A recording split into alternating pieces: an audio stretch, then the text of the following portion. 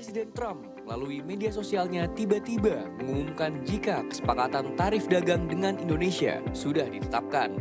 Hal ini menyusul usai Presiden Amerika tersebut berdiskusi dengan Presiden Prabowo Subianto. Namun, penurunan tarif dagang ini harus dibayar mahal oleh Indonesia. Pemberian kado dari Trump tersebut ternyata tidaklah gratis. Menteri Perdagangan Amerika Serikat Howard Lutnick menyebutkan jika atas kesepakatan ini Indonesia akan menghapus tarif barang dari Amerika Serikat. Lalu, sejauh mana kesepakatan ini memberi dampak baik terhadap ekonomi Indonesia? Menghadirkan Direktur Eksekutif Center for Strategic and International Studies atau CSIS, Yose Rizal Damuri. Ikuti diskusinya dalam editorial review selengkapnya. Beralih ke Bali, Detik Sore akan mengulas peristiwa penembakan warga negara asing di kawasan Mengwi, Badung beberapa waktu lalu. Menurut penelusuran yang telah dilakukan polisi, ketiga korban terlibat dalam organisasi narkoba luar negeri.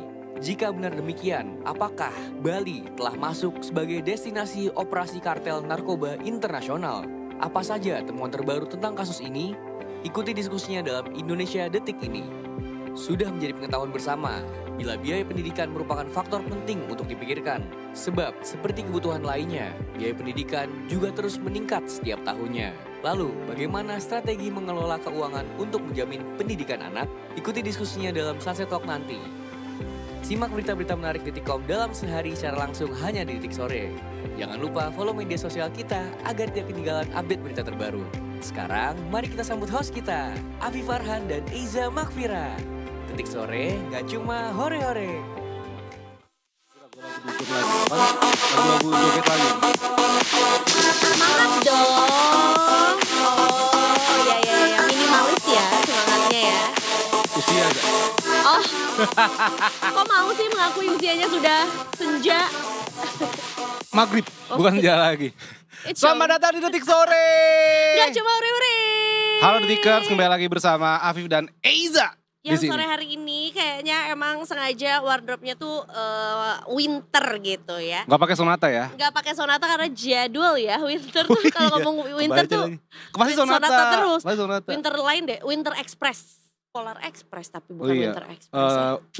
Trans Studio Snowboard. Kan ada winternya juga tuh, ada salju-salju juga. Boleh. Ya minimal kalau gak keluar negeri ke situ lah ya liburannya. Keluar ya. kota.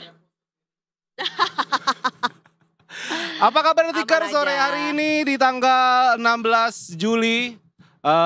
Hari ini hari Rabu ya Zaya? Betul, masih Cancer season ya yang berulang tahunnya di bulan Juli. Ada yang ulang tahun hari Selamat ini? ulang tahun Detikers. Bukannya Leo Juli ya? Masih Cancer. Tengah akhir ya, akhir. Betul, nanti tanggal 20 ibu aku ulang tahun hari Minggu. Selamat ulang tahun Tante.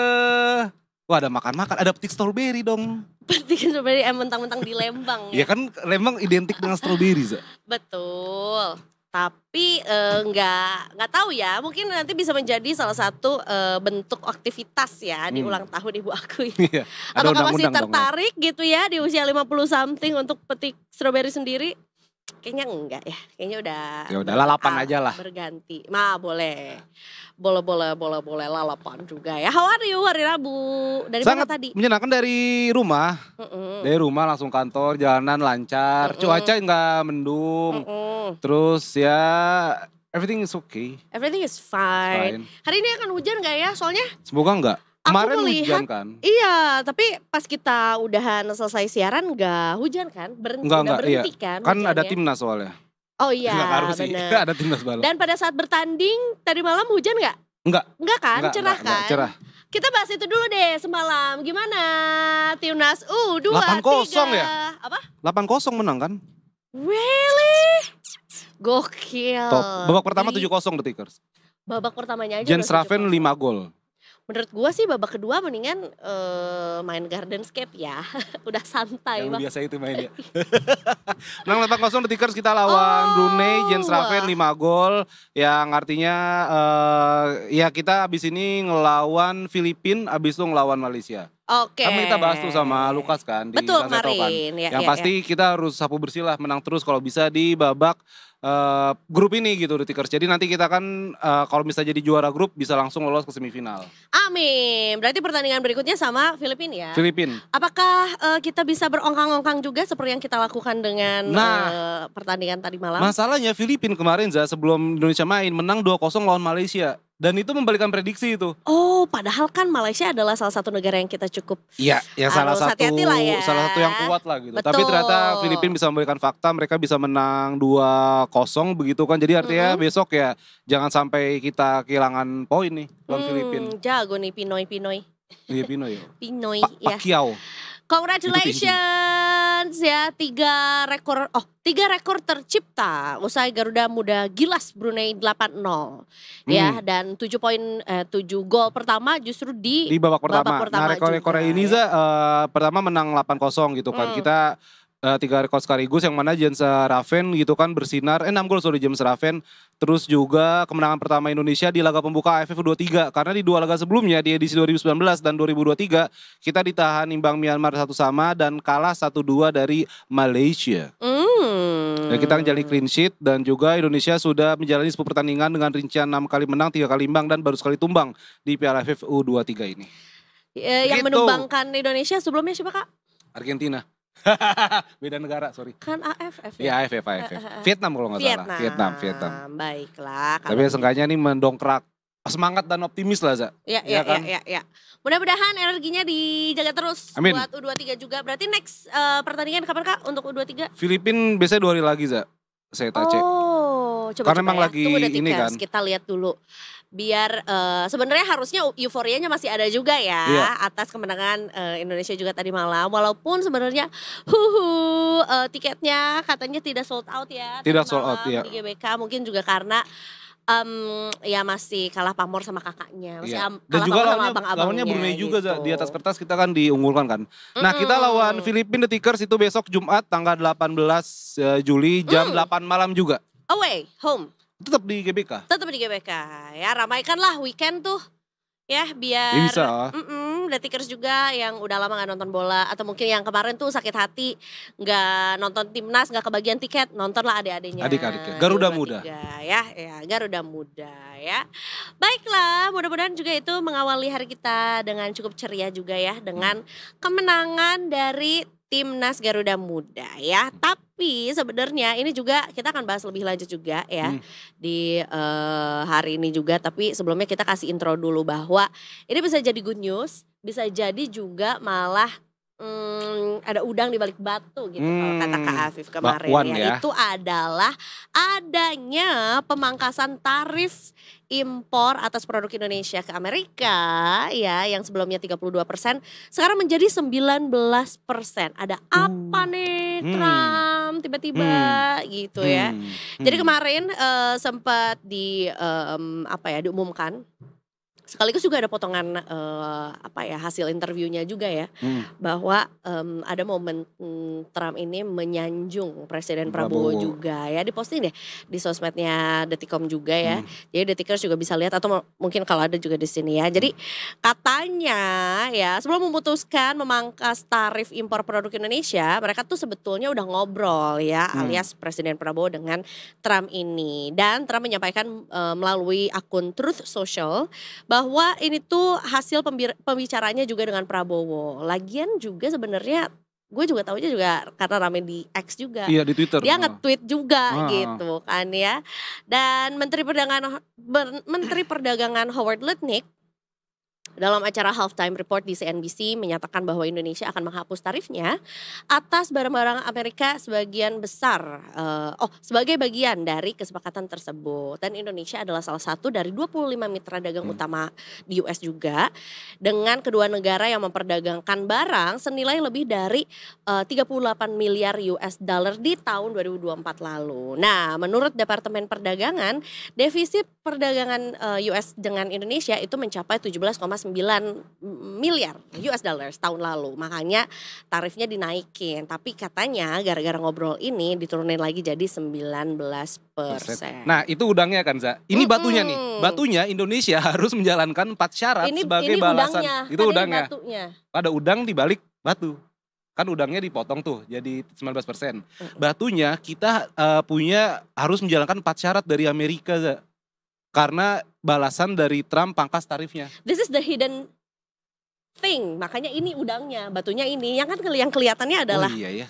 Tunggu sebentar, bakwannya di mana?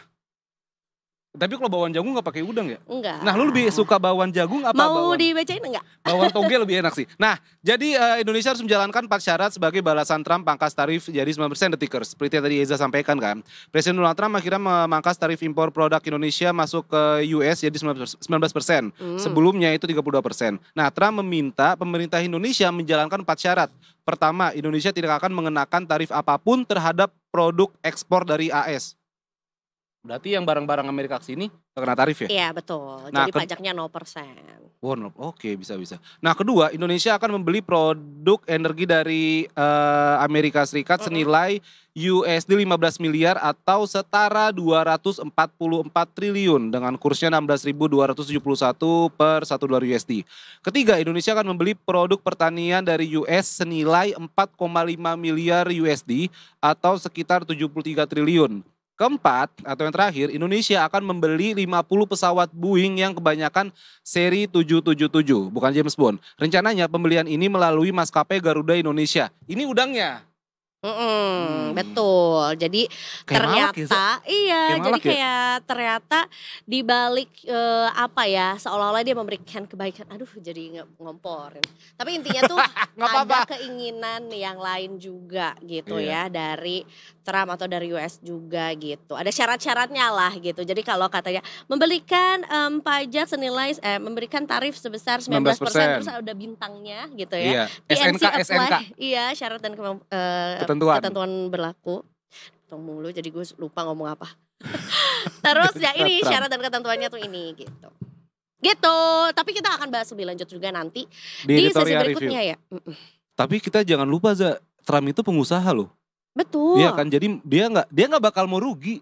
Makanya sebenarnya tadi yang mau gue sampaikan adalah bisa jadi ini adalah bukan peluang cuan tapi malah lebih banyak buntungnya gitu buat Indonesia juga. Kayak main catur berarti ya? Iya, maju kena mundur kena. Harus strategi, makanya kita nanti bedah juga sih sebetulnya ini kita banyak cuannya atau banyak loss-nya juga dengan peraturan yang ada. Termasuk kita juga mau update sih, ini kan apakah masih bisa dinego lagi Kak Punten gitu kata Indonesia ya. Atau ini memang peraturan yang udah saklek aja. Termasuk juga katanya tuh memang akan ada penambahan juga ada penambahan tarif juga kalau Indonesia itu memberikan pajak atau tarif buat Amerika. Kayak contohnya misalnya nih, mereka kan ngasih ke kita 19%. Nah, terus tarifnya US itu harus 0% kan. Misalnya kita mau jadi kayak jangan 0% dong, 5%. Nah, 19%-nya tuh katanya ditambahin 5% juga. Sesuai dengan pertambahan yang kita kasih ke mereka. Gitu. Nanti kita reconfirm apakah benar atau enggak, tapi katanya ada begitunya gitu. Ya ampun. Jadi gimana gitu ya saya? Jadi gak seneng juga. Jadi ada yang ganjel lah di hati ini. Lelah hamba. Betul. Nanti kita bahas lebih lanjut juga ya Detikers ya. Next kita abis ini akan beralih juga ngomongin soal masih ke berita keuangan juga sih. Soal OJK yang memberikan klaim. Memberikan gambaran bahwa sebetulnya kondisi ekonomi Indonesia itu masih menunjukkan ketidakpastian yang tinggi ya. Tapi sebenarnya kapan sih kita menunjukkan kepastian? Kayaknya enggak juga ya. Tapi ini disampaikan juga sama Ketua Dewan Komisioner Otoritas Jasa Keuangan atau OJK ya, yang mengatakan bahwa ekonomi global itu masih penuh tantangan gara-gara ya Donald Trump lah salah satunya juga habis mangkas tarif, ngasih syarat yang banyak juga, dan akhirnya ini akan mempengaruhi juga arah dan kebijakan strategis OJK di tahun 2026 mendatang ya kan. Kemudian Bank Dunia juga udah merevisi perkiraan ekonomi global 2026 gara-gara kondisi ekonomi yang nantinya juga akan dirilis sampai Juni 2025 mendatang ya. Nah, Mahendra menyebut sejumlah otoritas moneter dunia ini masih mengadopsi pendekatan wait and see seiring dengan potensi pemangkasan suku bunga acuan yang dilakukan sama The Fed yang akan dipangkas menjelang akhir 2025 nanti. Dan tentunya juga Trump ini sebetulnya udah mengatakan bahwa US ini udah mencapai kesepakatan perdagangan dengan Indonesia setelah berbicara dengan Presiden Prabowo. Walaupun sebetulnya dari Presiden Prabowo ataupun pihak Indonesia nih belum ada pernyataan resmi juga mengenai pemangkasan tarif yang ada gitu. Ini bisa ngaruh kemana-mana nih, bahkan 19% masih bisa ngaruh ke sini, Za. Kan kalau kita beli Trump yang tadi energi itu yang 200 triliun, pasti pakai uang APBN kan? Betul, ada Nah, nggak uangnya? Ntar pajaknya dinaikin lagi. Betul. Iya kan? Belum beli pesawat wajib dari Boeing juga. Iya, Boeing 777. Gue nyerah lah. Gitu. Nanti kita jangan menyerah dulu. Kita masih harus berjuang seperti Ibda Syara yang akan melaporkan, yang akan berjuang di jalanan sana. Wah, berjuang. Maksudnya kan ya sebagai polisi harus ini kalau apa? Mengayomi, mengayomi masyarakat. Yoi. Selamat sore Ibda Syahara, langsung saja. Halo Ibda Syara. Oh ternyata di markas Avengers. Selamat Setiap sore kita Ibda bilang dari Syahra. jalanan Jakarta munculnya dari markas ternyata ya. Ya, di CCTV Tapi kan ada lebih juga. banyak CCTV-nya kalau dari sini. Jadi kita Setuju. lebih bisa tahu nih dari mana aja, nggak cuma satu titik aja. Betul. Betul. Biasanya sekalian juga yang luar Jakarta juga jadi ke bawah juga. Benar, ya, Ibda benar. Syahra ya. Iya. Baiklah kalau gitu silakan dengan laporannya. Oke, baik, terima kasih rekan-rekan di studio dan selamat sore Detikers dengan saya Ibda Syara dari NTMC Korlantas Polri.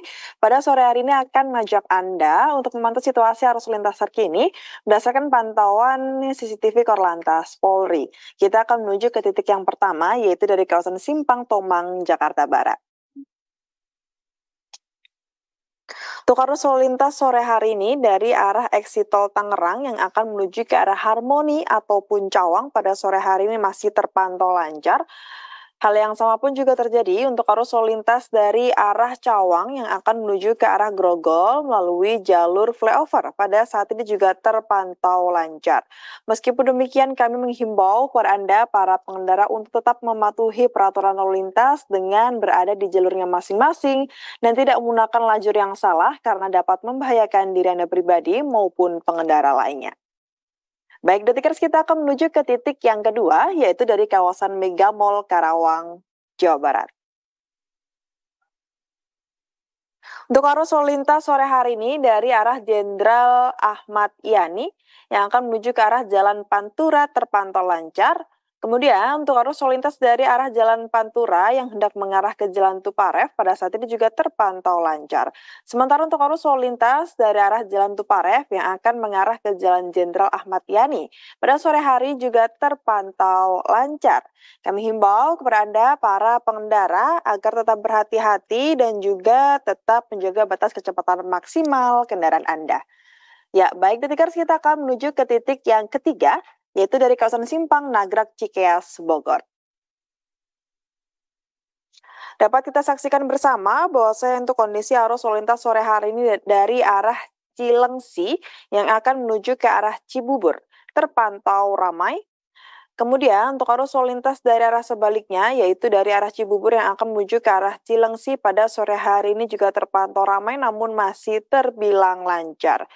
Kami himbau kepada Anda, para pengendara, harap untuk tetap bersabar saat menunggu antrian kendaraan dan tetap berwaspada, mengingat di kawasan ini banyak sekali aktivitas angkutan umum yang kerap kali menaik turunkan penumpang di sembarang tempat.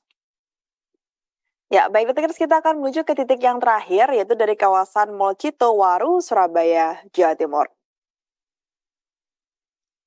Untuk arus lalu lintas sore hari ini dari arah Sidoarjo yang akan mengarah ke Surabaya, melalui Jalan Ahmad Yani terpantau lancar.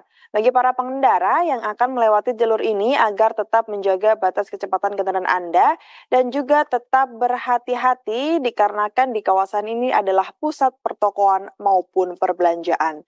Dan Detikers, perlu kami informasikan juga bahwasanya pada saat ini Korlantas Polri dan juga seluruh satuan kerja lalu lintas di seluruh Indonesia sedang melaksanakan operasi patuh yang telah digelar mulai tanggal 14 Juli dan akan berlangsung berlangsung hingga tanggal 27 Juli 2025 mendatang. Untuk itu kami dari pihak kepolisian tak hentinya selalu menghimbau kepada Anda, para pengendara, agar selalu mematuhi aturan dalam berlalu lintas dan mematuhi rambu-rambu lalu lintas yang ada. Dan Detikers, bagi Anda yang ingin mengetahui seputar informasi arus lalu lintas terkini, Anda bisa menghubungi line call center kami di 15669 ataupun SMS Center di 9119. Stop pelanggaran, stop kecelakaan, selamatan untuk kemanusiaan, Indonesia tertib dan selalu presisi.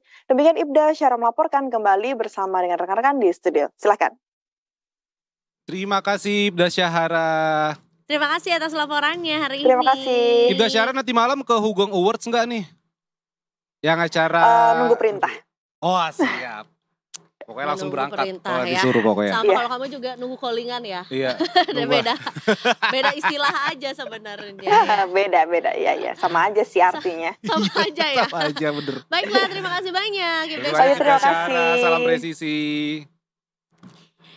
Itu tadi dia laporan lalu lintas dari berbagai sudut kota di Nah, Indonesia juga. Ntar malam ya. tuh ada itu Zah, tadi gue bilang ada Hugeng Awards, acara Detikom bersama Polri. Jadi itu nanti acaranya jam 7 malam di Auditorium Mutiara STIK PTIK Polri dan disiarkan langsung live di Detikom. Jadi nanti itu ada 5 penghargaan yang dianugerahi. Oke. Ada polisi berintegritas, polisi berdedikasi, polisi inovatif, polisi tapal batas dan pedalaman, serta polisi pelindung perempuan dan anak. Wow, dinantikan berarti Detikers bisa nonton dari mana aja ya. Mulai dari jam berapa Kak tadi? Jam 7, mulai jam 7. 7. Nanti ada Malik The Essential juga. Ada Malik The Essential. Sama Queen Salman yang memeriahkan acara. Selamat nonton. Nanti berarti nggak jauh-jauh beres dari Detik Sore juga Yes. ya. Alright, kalau gitu abis ini nanti kita balik lagi. Kita break dulu, oke? Oke, kalau begitu jangan kemana-mana, tetap di Detik Sore. Nggak cuma ore-ore.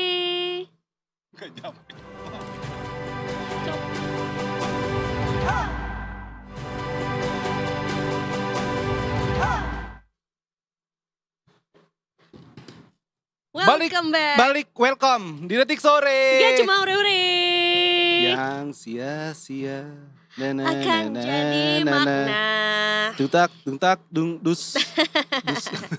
Nah, Iza, ini tadi kan kita ngomongin Garuda Muda. Betul. Ternyata skuad Garuda, kalau Garuda yang timnas senior tuh nggak ada, emang sebutnya skuad Garuda sih. Nah, besok itu Detikers tanggal 17 hari Kamis akan ada drawing ronde keempat kualifikasi Piala Dunia 2026 zona Asia. Wah. Lanjutan kita ntar nih ya kan. Betul, untuk pertandingan di bulan Oktober nanti. Betul sekali, Iza anak sporty banget. Pak Ara, lanjutkan ada fakta-fakta apa nih Kak soal Jadi drawing ini? drawing ini akan dilangsungkan di Hyatt Palace Kuala Lumpur di Bukit Jalil di Malaysia. Itu jam 2 waktu Indonesia Barat Detikers besok. Dan drawing ini akan diikuti oleh negara-negara yang akan berlaga ke ronde keempat, salah satunya adalah Indonesia. Dan putaran keempat ini nanti diikuti oleh 6 tim yang berstatus peringkat ketiga dan keempat dari grup A sampai grup C di ronde ketiga. Selain Indonesia ada juga Arab Saudi, Uni Emirat Arab, Qatar, Irak dan juga Oman. Yang mana nanti Qatar dan Arab Saudi akan ditunjuk sebagai tuan rumah. Dan putaran keempat diikuti oleh 6 tim, itu tadi gue bilang itu Za. Dan nanti itu dibagi 3-3 ya kan. Sistemnya round robin alias mereka akan saling ketemu tapi nggak ada home away.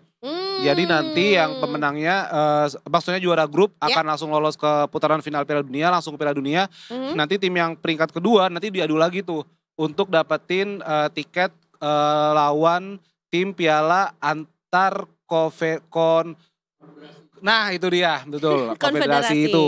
Oke. Jadi emang masih panjang sih Za sebenarnya. Jadi aku kira ini bakalan jadi last step sebelum menuju ke Piala Dunia. Ya Belum kalau kita juara grup. Kalau kita kalau juara grup hanya langsung lolos. juara aja, Hanya satu juara, aja yang juara nanti satu. akan Yang langsung akan langsung masuk. ke Piala Dunia. Iya, kok nggak ada negara Asia Tenggara lain sih Bang Afif? Iya cuma Indonesia doang sih. Asia lain apa ya? Sebentar gue inget-inget. Soalnya kingnya Indonesia doang sih. Aduh amin. Sombong. Maaf. Bercanda. Ini mahkotamu King King, ya. mahkotamu di Cawang King. Baiklah kalau gitu kita nantikan besok Ya. siapa yang mungkin bukan kalau drawing sih semuanya Ada sama fotonya lah ya. juga, ada fotonya juga. Jadi Oh, kemungkinan ya kita bisa ketemu antara Qatar atau Arab Saudi ya, Oman atau Irak. Oh, wow. Sorry, Oman sama kita bareng potnya. Oh. oke. Ya siapa aja kita libas lah. Insya Allah ya. Semangat. Apalagi juga dengan udah masih bisa dibilang pelatih baru nggak sih Patrick tuh? Masih Udah sebenarnya iya, sih. masih Ya lah udah ya. ya walaupun udah 4 Beberapa laga bulan. dia. Iya, berapa bulan tapi ya bisa dibilang ini penentuannya banget sih, Zah. Betul. Deg-degan banget. Ya. Dan memang lagi berapi-api banget Oh gitu iya, ya. Garuda tuh ya, Garuda di dadaku. Gimana tadi mau Enggak, bikin deg-degan bicara? banget. Oh, aku kira tuh itu Garuda di dadaku. Cuman kekurung Garudanya Iya, ya, kekurung, jadinya belum mau kelepas. escape. Baiklah, kalau begitu kita nantikan. Kalau drawing tuh disiarin nggak sih? Kak? Disarin. Bisa Oh. ada di salah satu online streaming sama di YouTube-nya AFC The Tickers. Itu ketik aja YouTube AFC di YouTube ntar dia keluar. Ada siaran langsungnya. Ya. Oke. Baiklah. Dan dari bola-bolaan kita pindah ke Bali-Balian. Wow. Wih, jalan-jalan nih, asik banget. Dari bola kita ke Bali. Ingat gak sih waktu itu? Aku lupa sih sebetulnya bulan apa. Coba let me recall. Tapi yang jelas cukup heboh juga. Apa tuh? Ketika ada kejadian penembakan di Bali dan menewaskan 2 warga Australia, dan akhirnya lumayan cukup dikulik-kulik tuh sama neti juga ya, sama netizen juga, kayak sebenarnya apa sih konfliknya? Apakah sebenarnya dulu lagi pada liburan habis gitu ada konflik, tapi sebenarnya pada saat ditelusuri ada profiling atau muncullah bahwa beberapa orang yang terlibat ini ternyata juga sempat tersangkut kasus narkoba. Nah ini ya, ini aku recall lagi berita dari Detik Bali di bulan di 15 Juli kemarin. Jadi 3 pelaku menembak 2 warga negara Australia yang namanya adalah Zivan Radmovic dan juga Saner Granim ya, di salah satu villa juga di Badung, Bali. Nah diduga jaringan kartel narkoba Amerika Latin. Astaga. Itu tuh terkait dengan 2 orang ini. Nah ketiga penembak itu adalah Jason Darcy, Soskun Mevlut dan juga Tupo Pea Middlemore. Nah kemudian disampaikan bahwa kejahatan yang dilakukan sama 3 orang ini itu mirip dengan aksi kriminal yang dilakukan sama warga asing beberapa tahun lalu. Karenanya ya disampaikan juga bahwa 3 tersangka itu juga terkait dengan jaringan kartel narkoba di Amerika Latin juga. Walaupun sebetulnya yang menjadi korban atau yang jadi target penembakannya itu adalah warga negara Australia gitu. Nah, pistol yang digunakan itu sudah ditemukan, ya hasil dari penyelidikan itu tuh udah ditemukan dan sedang diteliti juga di lab forensik untuk menemukan kecocokan dengan pistol-pistol yang mungkin juga digunakan sama anggota geng tertentu gitulah ya. Dan hingga kini sebetulnya motif aksi penembakan itu belum dapat dipastikan. Jadi belum apakah benar atau enggak gitu ya terkait dengan gembong narkoba. Walaupun memang kecurigaan terbesar adalah mengenai ada hubungannya dengan kartel narkoba gitu. Nah makanya kita habis ini mau ngobrol juga nih ya sama narasumber juga ya dari Detik Bali juga mengenai seperti apa update kasusnya. Dan benar gak sih sebetulnya ada yang kayak gitu ya, alias persebaran perjualbelian kartel di Bali loh. Kartel kan yang serem-serem itu kan, yang di Amerika Latin yang pakai pistol panjang-panjang. Ini serial narkos. Iya, narkos betul. Kan. Makanya kita mau cari tahu juga. Mudah-mudahan sih nggak ada di Bali ya. Tapi kita cari tahu. Kita akan berjumpa dengan Bli Daniel Pekuali. Halo Bli, selamat sore. Selamat sore Bli Daniel. Halo, selamat sore. Afif, Eza. Bli, ini kita harus merecall lagi mengenai kasus penembakan antar warga negara luar lah ya, antar WNA gitu ya. Yang terakhir terupdate adalah mengenai yang 2 korbannya ini atau 2 targetnya ini adalah 2 WNA Australia gitu ya. Dan sebetulnya tadi tuh bukan satu berita yang bukan satu berita yang baru didengar juga sih, karena kita juga sempat dengar juga ada bukan penculikan ya, penembakan, kriminal lah pokoknya. Ada kriminal sama juga. warga negara asing juga gitu. Gitu. Seberapa sering sih sebetulnya Bli terjadi konflik antar WNA di Bali? Sebenarnya kalau di pertanyaannya seberapa sering, memang sangat sering terjadi konflik antara WNA di Bali ya, karena memang selama ini sejak pasca Covid kemarin mereka kan banyak menetap dan tinggal di sini karena ada keringanan dari imigrasi waktu itu.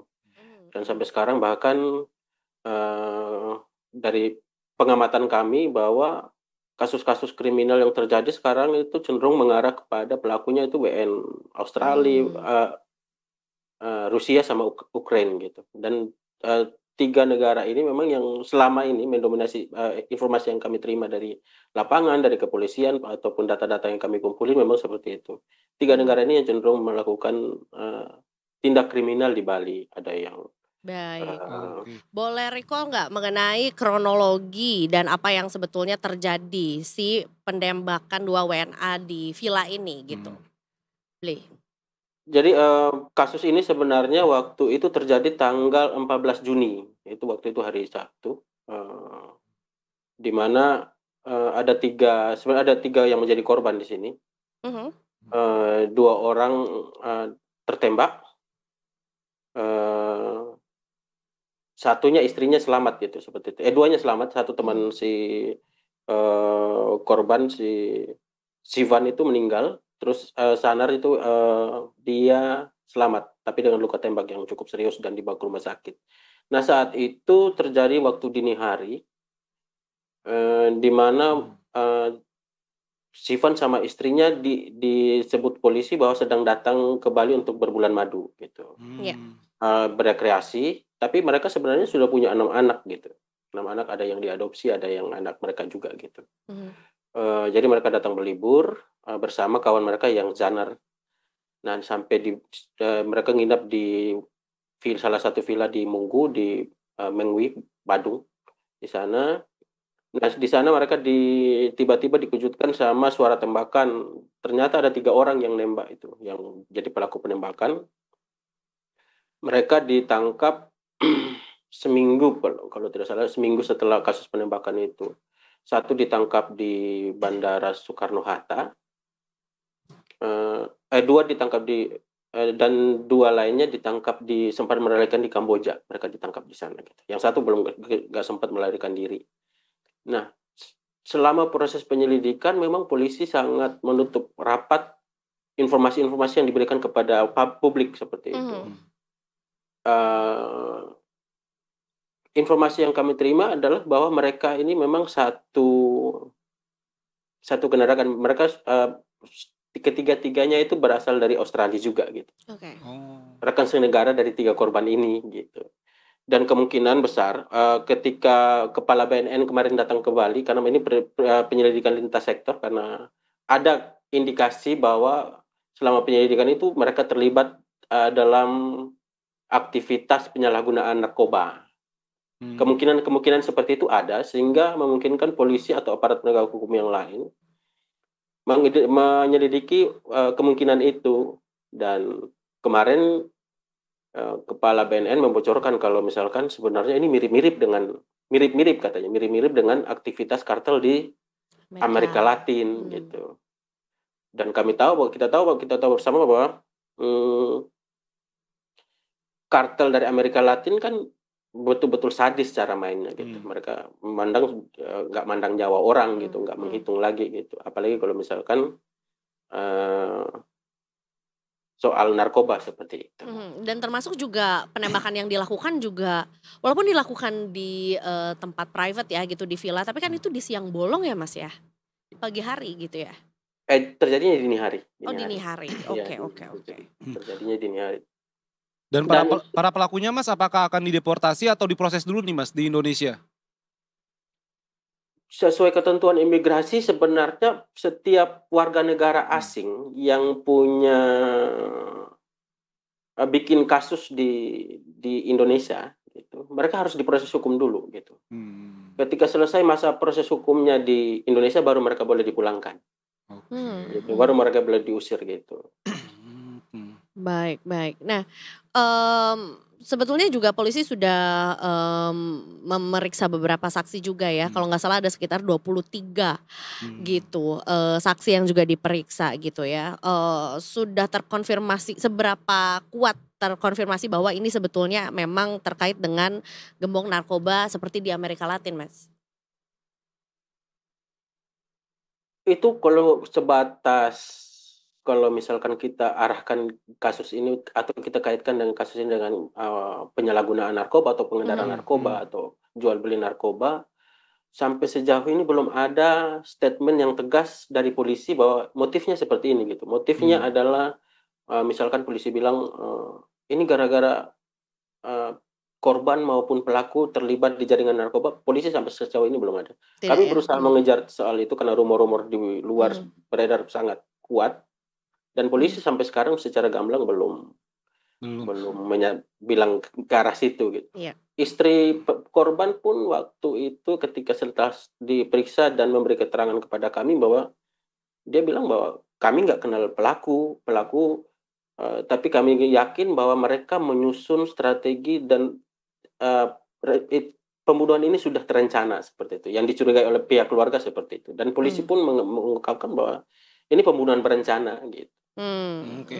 Mas ini kan juga apa? Iya, apakah ada tersangka baru gitu ya yang akhirnya terungkap setelah pengembangan begitu, Mas? Sejauh ini masih 3 itu masih yang 3 itu. Di proses hukum itu. Mas Daniel, ini kan apa ya, sebenarnya miris kalau misalnya disebut Bali justru sebagai safe haven bagi para kriminal gitu. Mengingat kan warga negara asing begitu kan ke Bali begitu murah begitu kan tiket pesawatnya begitu. Apakah Bali makin terancam begitu, Mas, atau mungkin masyarakat juga udah mulai merasa resah gitu dengan kedatangan kok udah mulai banyak nih wena-wena yang makin berulah begitu, Mas. Kalau dulu mungkin cuman mabok-mabokan di pinggir jalan atau jadi tahu nggak Zay yang jadi polisi tidur yang sampai akhirnya dilindas gitu, Mas, dan kan sempat beberapa tahun itu viral tuh. Tapi sekarang kok malah banyak aksi kriminalitas begitu, Mas. Dan memang sebenarnya kalau di akar rumput di tingkat masyarakat bahwa mereka sudah sangat resah bahwa ini polisi harus bertindak tegas atau pemerintah mereka lagi-lagi mendesak pemerintah supaya ini kami sudah sangat resah bahwa kasus-kasus kriminal penembakan ini bukan hanya terjadi sekali aja. Kita tahu bahwa tahun lalu itu ada penggerebekan di Bali juga yang melibatkan jaringan narkoba internasional yang kita tahu jaringan Hydra namanya itu. Yang Rusia, Mas, ya, bukan ya? Yang Rusia. Oke. Rusia juga. Terus ada sindikat di Uluwatu waktu itu di Jimbaran yang penggerebekan di salah satu villa untuk memproduksi hisas gitu juga dan ganja sintetis melibatkan orang-orang Rusia, Ukraina juga seperti itu. Dan ini sudah sangat meresahkan karena pengawasan di villa-villa seperti itu sangat rendah. Itu masalahnya seperti itu. Mereka datang dengan mudah, diberi kebebasan, terus mereka gampang sekali untuk mengelabui petugas dan melakukan praktik-praktik memang karena mereka merasa diri lebih aman di Bali gitu ketimbang di daerah lain. Oke. Ya, menurut pandangan Detik Bali juga karena memang juga pengawasan di villa gitu ya atau di tempat pribadi itu masih kurang. Walaupun sebetulnya juga di sana kan sudah diciptakan ya ada sebuah sistem yang sangat luar biasa sekali gitu dan hanya Bali yang punya juga yaitu di sistem Banjar gitu ada pecalang dan segala macam. Apakah sebetulnya juga perlu apa yang perlu ditingkatkan mungkin ya atau mungkin dibenahi juga sama dari Bali gitu ya biar tidak semakin marak atau menjadi safe haven lagi gitu untuk para kriminal terutama dari luar negeri juga. Sebenarnya pintu masuk itu kan di Bali kan paling umum adalah di bandara paling pertama. Langkah pencegahan pertama itu adalah di bandara. Sebenarnya di bandara itu pengawasannya sudah sangat ketat gitu. Tapi kami nggak tahu apakah ada sistem yang bocor atau bagaimana dan kami waktu berdiskusi dengan imigrasi kami mengatakan bahwa itu memang di pengawasan untuk di imigrasi atau di pintu kedatangan internasional harus diperketat lagi. Bukan hanya orangnya, bukan badannya, tapi barang-barang bawaannya seperti itu. Nah, terus yang berikutnya adalah sistem keamanan di lingkungan-lingkungan. Memang di Bali ada beberapa atau sudah sangat kuat masyarakat memantau sendiri dalam sistem Banjar itu gitu. Tapi tidak semua kawasan bisa diawasi seperti itu. Mereka mungkin bisa ngawasin soal pembangunannya aja, tapi aktivitas di dalam villa, apalagi villa-villa yang dibangun di tempat-tempat yang memang privat seperti itu, tidak sembarang orang bisa masuk. Walaupun sebenarnya dia adalah kepala desa adat ataupun pecalang ataupun apa seperti itu. Dan itu yang digunakan kesempatan-kesempatan itu yang digunakan oleh pelaku-pelaku kriminal untuk beraksi di dalam situ, berbuat kejahatan, merancang suatu kejahatan seperti itu. Oke. Tadi juga Mas Daniel sempat mention beberapa negara-negara asal WNA yang lagi berulah kayak Rusia, Ukraina gitu. Apakah imigrasi di Bali Mas lebih memperketat turis-turis yang datang dari negara-negara tersebut begitu Mas? Sejauh ini untuk memperketat sebenarnya tidak hanya kepada warga dua negara itu, karena semakin maraknya tindak kriminal oleh warga negara asing di Bali, semua warga negara asing yang masuk ke Bali diperketat gitu oleh imigrasi. Tapi memang karena Bali ini adalah daerah wisata, jadi ada kemudahan-kemudahan tertentu yang memang dikhususkan untuk pendatang-pendatang itu. Karena kalau misalkan ini kan kita bicara soal pariwisata dan pendapatan negara juga kan gitu, pendapatan untuk daerah juga gitu. Kalau terlalu diperketat, terlalu dikekang juga, mereka nanti lama-lama bisa nggak mau lagi datang ke Bali gitu. Sedangkan Pemda di sini meminta supaya kalau bisa bule-bule yang datang atau turis-turis yang datang mereka menetap lebih lama gitu. Jadi mereka bisa spend money-nya lebih banyak di sini. Kalau misalkan mereka cuma 1-2 hari aja, mereka ya udah cuma sedikit aja mereka uang yang mereka belanjakan di Bali seperti itu. Baik. Balik lagi ke kasus yang juga tadi sedang kita bicarakan juga mengenai penembakan WNA asal Australia juga gitu ya. Apakah dari kepolisian mungkin sudah memberikan hint gitu ya, apakah nanti akan ada rilis berikutnya atau akan ada update berikutnya? Atau tindakan hukum langsung Mas sebetulnya yang akan dijatuhkan kepada ketiga tersangka ini? Atau seperti apa? Jadi sejauh ini polisi masih menyelidiki soal pembunuhan berencana mereka gitu. Soal motifnya, soal apa, di mana-mana kan kalau misalkan pembunuhan berencana atau tindak kejahatan yang dilakukan secara terencana itu pasti ada motif di baliknya. Nah, sampai sejauh ini polisi belum mengungkap itu. Terus mengenai keterkaitan dengan kartel di Amerika Latin, polisi pun sampai sekarang belum mengungkap itu. Mereka masih menutup rapat soal itu karena ada kemungkinan besar ada jaringan besar di balik itu sehingga polisi masih istilahnya mereka masih menyelidiki dalam operasi yang senyap seperti itu. Baik. Masih investigasi ya, benar-benar baik. Mas Daniel, terakhir Mas, dengan adanya kasus kriminalitas seperti ini, apakah bagi masyarakat Indonesia sendiri Mas, mungkin orang Jakarta, mungkin orang Bandung yang mau liburan ke Bali, masih aman gak sih Mas sebenarnya ke sana tuh? Overall Bali masih aman dan Masih sangat aman. aman seperti itu. Cuma agak overcrowded aja. Di titik tertentu ada yang ramai. Jalur potong Canggu ya, Iya. Canggu shortcut Kita itu udah lebih baik kita tidak masih usah macet, dilalui ya. seperti itu. Kita masih macet, masih ada di pantai-pantai udah berdesak-desakan malah seperti itu kan. Iya, di selatan masih udah macet banget Mas ya? Di selatan masih udah sangat macet. Kalau yang daerah masih hidden gem gitu Mas, ada gak sih di Bali Mas yang mungkin masih sepi begitu, masih ya worth it lah buat kesana gitu, buat healing? Kalau saran kami jangan ke Bali Selatan lagi, maksudnya ke pantai-pantainya. Ke pantai-pantainya sudah sangat crowded. Kalau ke Bali masih banyak objek wisata yang sangat menarik, yang hidden gem itu ada banyak sekali di kawasan Buleleng, di Tabanan sana ada banyak, di Gianyar, Karangasem itu banyak air terjun yang sebenarnya masih sangat sepi seperti itu. Di utara itu Mas ya berarti ya? Di Bali Utara banyak seperti itu. Ya kawasan-kawasan perbukitan di Kintamani juga masih worth it untuk ajak keluarga seperti itu. Untuk ajak keluarga. OTW kita lah. Terima kasih banyak Bli Daniel sudah melaporkan juga langsung dari Bali. Kita nantikan update berikutnya juga mengenai kasus ini. Mudah-mudahan Bali tetap nyaman, tetap aman, ya tetap juga ya tempat yang tentunya juga hidup pariwisatanya gitu ya, tanpa harus ada efek kayak gini nih gara-gara overcrowded pariwisata juga gitu, overtourism. Terima kasih banyak ya Bli Daniel. Terima kasih Daniel, selamat bertugas lagi. Salam untuk tim Detik Bali Mas. Sama-sama. Mantap. Mau jalan-jalan ke Bali ya kamu ya? Liputan. Oh liputan.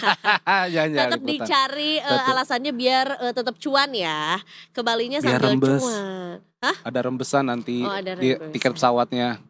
Iya, tetap cuan kan? Apa bedanya? Iya. Biar hemat. Ya mudah-mudahan Oke. gak banyak yang kayak gitu ya di Bali. Duh, bikin deg-degan aja Padahal kan nih. tagline-nya Welcome to my paradise kalau zaman dulu itu nggak bisa. Bener, Seven and Coconut Trees, Bali ya. banget tuh. Stay safe juga buat yang ada di Bali ya. Oke, baiklah kalau begitu habis ini kita akan lanjut lagi menuju udah jam 4 lewat. Udah jam 4 lewat, mau break dulu Pak apa langsung? Oh kita break dulu. ya. Habis ini kita ngomongin market review Za. Oke. Soalnya SG lagi hijau-hijau nih, tetap di Detik Sore Detikers. Nggak cuma hore-hore.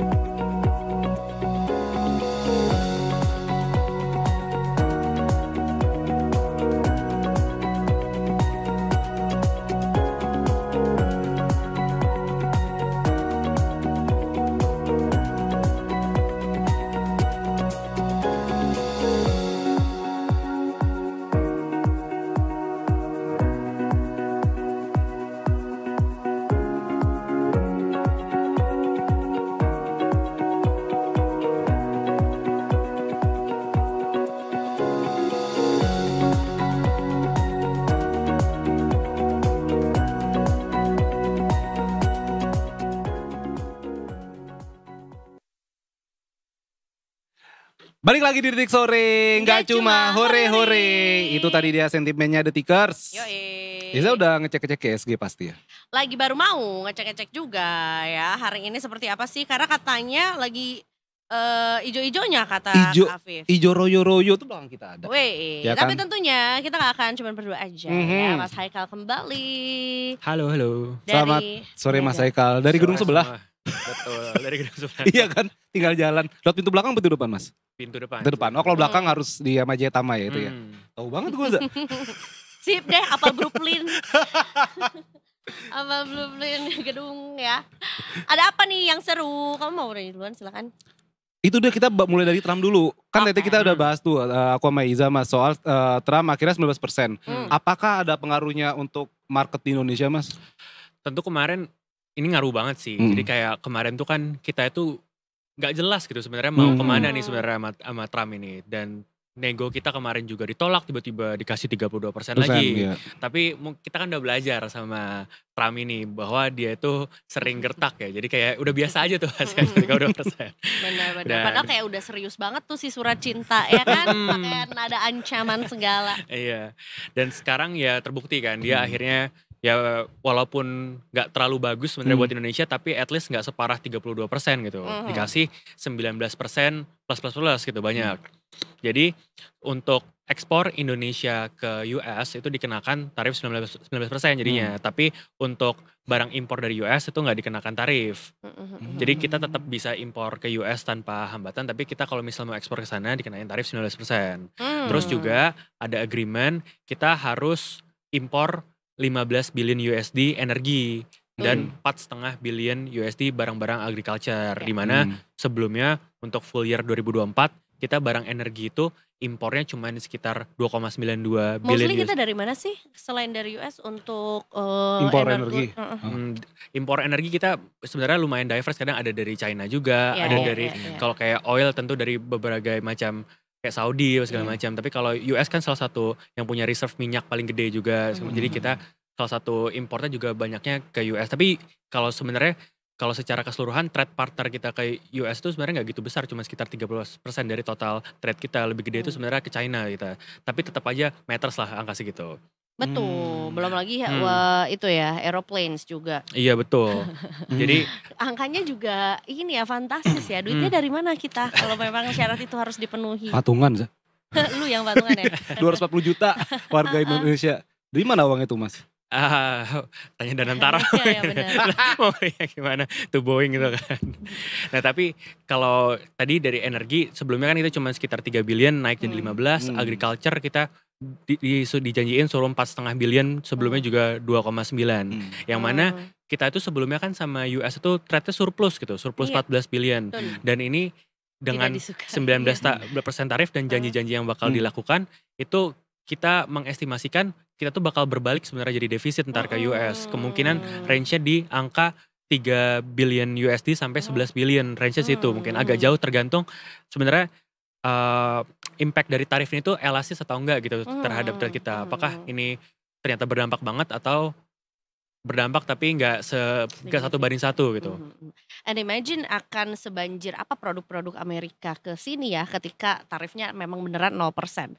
Takutnya malah untuk produk-produk yang kita juga bisa produce sendiri juga malah kalah saing gitu sama produk Amerika juga gitu ya. Kalau dari atau logik itu gimana Mas? Kami sih ngelihatnya pertama kan emang tarif dari barang US ke sini yang benar-benar tarif angka ya, bukan NTM, bukan non tarif measurement kayak dari misalnya kualitas atau apa, itu kan nggak gitu besar kan sebenarnya 0-5% juga. Jadi kayak sebenarnya kalau dari sisi apa barang yang kita impor itu mungkin bakal segitu-gitu aja kalau misalnya yang selain dari apa yang kita janjikan. Nah sebenarnya yang bakal berdampak signifikan banget itu adalah penurunan ekspor kita ke sana, karena kan pasti ekspor kita cenderung lebih mahal ketika masuk pasar sana.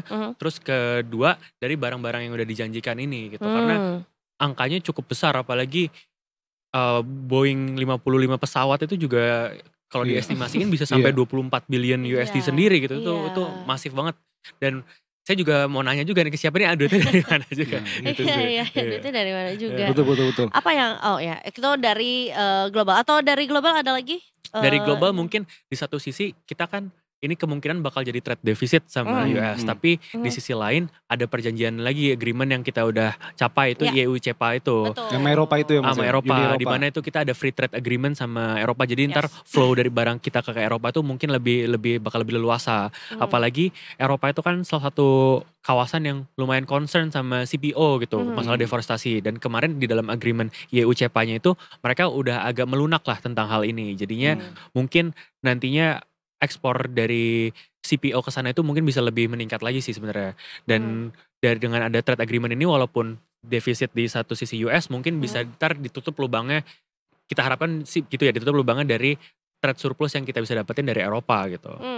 Apalagi kita juga bisa transfer of knowledge itu. Eropa kan banyak lebih ke industrinya yang value added tinggi, sementara kita lebih ke komoditas. Ntar juga selain dari trade kan ada investment agreement juga sebenarnya di EU CEPA ini gitu. Betul. Itu di apa ya, backlash ketika berita kita kerja sama EU CEPA ya keluar ya, langsung dihajar balik sama Trump juga. I don't like that. Dan bahkan yang terbaru Mas, ini BI memangkas suku bunga jadi 5,25% ya Mas? Betul, 25. Baru jam 3 pagi jam 3 sore ini. Baru banget ya. Baru banget, dan itu juga karena efek ada Trump juga atau? Nah kalau BI sendiri, saya ngelihatnya ini emang kita udah mengekspektasikan di kantor juga sebenarnya kalau BI ini tuh bakal rate cut, walaupun secara konsensus sebenarnya 50-50 nih, banyak yang kirain bakal hold dulu atau mereka. Tapi kalau kita nggak kaget ya BI mau rate cut. Pertama kan si GDP growth sebenarnya concernnya sekarang itu. Dimana Indonesia kemarin kan growth-nya cuma 4,87%, terus juga PMI udah kontraksi 3 berturut-turut. Belum lagi kalau misalnya kita Central Bank mau melakukan rate cut, itu kan salah satu concernnya adalah stabilitas nilai tukar. Nah rupiah ini kan udah stabil di range 16.200 sampai 16.300. Jadi di tengah sekarang trade juga udah jelas nasibnya gimana, terus GDP growth emang perlu dibantu, rupiah stabil, ya emang gak ada alasan BI gak ngelakuin rate cut sih. Dan BI juga menegaskan kembali dia bakal melakukan, terbuka lah kemungkinannya untuk melakukan rate cut kembali di tahun ini. Mungkin bakal sekali lagi gitu. Dan kalau penurunan suku bunga ini Mas, berarti artinya orang-orang ekonomi lebih bergerak lagi Mas ya? Maksudnya orang pinjaman bank tuh lebih turun ya? Iya betul. Jadi kalau bahasanya mungkin cost of fund-nya turun gitu. Jadi kayak tadinya kita kan misalnya anggap aja kita suku bunganya 5,5% dan kalau misalnya naruh di sana 5,5% walaupun gak 5,5% sebenarnya ya. Nah kalau misalnya turun kan bisa jadi 5% sampai 5,25%, angka kasarnya uang malas itu jadi lebih sedikit lah kita bisa dapetin. Jadi kita harus menggerakkan duit kita. Nah itu tujuan BI nge-red card itu biar uangnya itu lebih berputar lagi, nggak di deposit di banks atau di mana gitu. Ada pengaruhnya gak sih dengan ranking masyarakat Indonesia yang males bayar utang pinjol? Pindar deh kalau nggak pinjol. Karena katanya kita angka hutangnya tuh sampai 18 T ya. Wow. Ada hubungannya gak sih sebenarnya? Seharusnya sih sebenarnya kalau biasanya kalau saya perhatiin ini ya, kalau misalnya orang-orang yang minjam ke pinjol itu kan orang-orang yang nggak bisa dapat pinjaman dari bank itu. Jadi sebenarnya agak nggak berhubungan, tapi ini justru concernnya lebih ke daya beli masyarakat dan segala macam. Dan kalau kita lihat tendensinya juga pembelian dari barang masyarakat itu kan terus menurun. Nah itu kan kemungkinan dua, antara dia naikin savings ataupun emang dia tambah miskin. Dan ternyata saving rate masyarakat Indonesia itu juga turun juga, yang mana ini jadi concerning juga kan. Jadi kayak apa yang konsumsi turun tapi itu makan tabungan bahkan gitu. Nah mungkin lebih ke fenomena itu, makanya pinjol-pinjol ini tuh lumayan marak banget sekarang kan. Dan ya, total outstanding pinjaman di fintech P2P itu adalah 80,07 triliun. Gitu per Februari 2025. Makanya. Dan kalau saya ngeliat itu mungkin sebenarnya bukan males sih, sebenarnya emang lebih ke emang susah aja gitu mau bayar. Daya hidup kali juga salah satunya. Nah Mas, kita ke IHSG nih Mas. Ini kan ditutup 7.192.02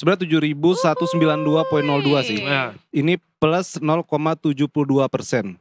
Dan hari ini tuh sentimen yang lagi hijau banget apa nih Mas? Ya dari 3 tadi sih sebenarnya, dari kayak trade dari IEU CEPAL sama US plus dari BI Red Card sendiri. Tapi kalau IHSG misalnya kita trace minggu kebelakangan kan emang naik terus kan. Tapi fenomena yang menarik sebenarnya asing itu jualan terus. Oh gitu. Iya, jadi asingnya net sell tapi domestiknya tuh kenceng banget. Dari terutama ya saham-saham Pak Prayogo tuh yang gara-gara IPO kemarin itu benar-benar naiknya luar biasa. Gokil nih. Wah, itu kayak tanjakan trade habis di Bandung ya. Iya, To the moon ya. Itu. 524. Berarti apakah ini bisa dibilang 2025 ini tahunnya Konglo lagi Mas? Ya, sebenarnya ya mungkin ini tuh membantu indeks kita.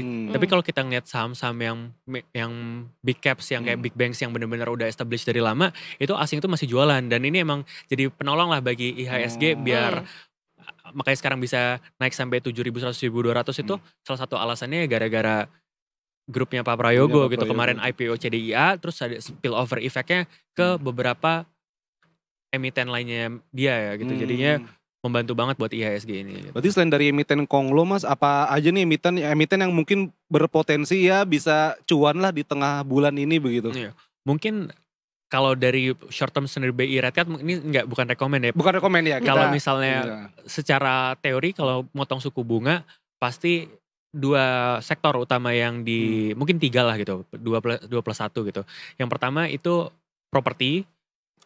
Terus banks karena untuk ngebantu net interest marginnya dia. Terus ketiga dari teknologi sebenarnya buat pendanaan gitu. Nah tapi kalau misalnya kita lihat sektor hari ini yang naik kemana, semuanya naik sebenarnya. Jadi Iya, lumayan banget ya.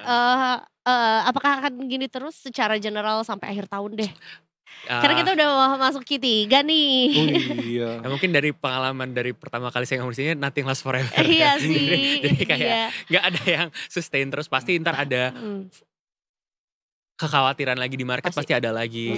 And then we don't know Karena what happens. kekhawatiran yang udah mulai off, naik lagi, namanya market pasti dinamis ya gitu. Tapi kalau sekarang sih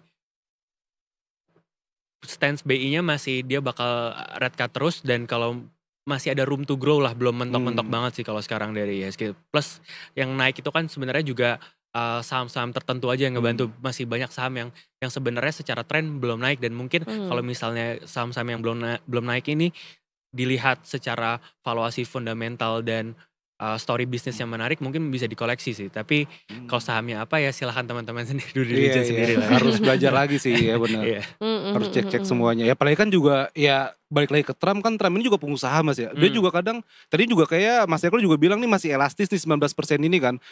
Ntar tiba-tiba Trump ini apa kayak gue bad mood Indonesia naikin nih 50%. Iya. Bisa gitu gak sih Mas? Kalau ini sebenarnya kayaknya kalau saya ngeliatnya udah hampir fix 19%. Udah hampir Maksudnya fix elastis itu efek ke ekspornya. Jadi kayak ekspor di Indonesia itu kan ekspor Indonesia ke US itu sekitar 26,8 billion USD.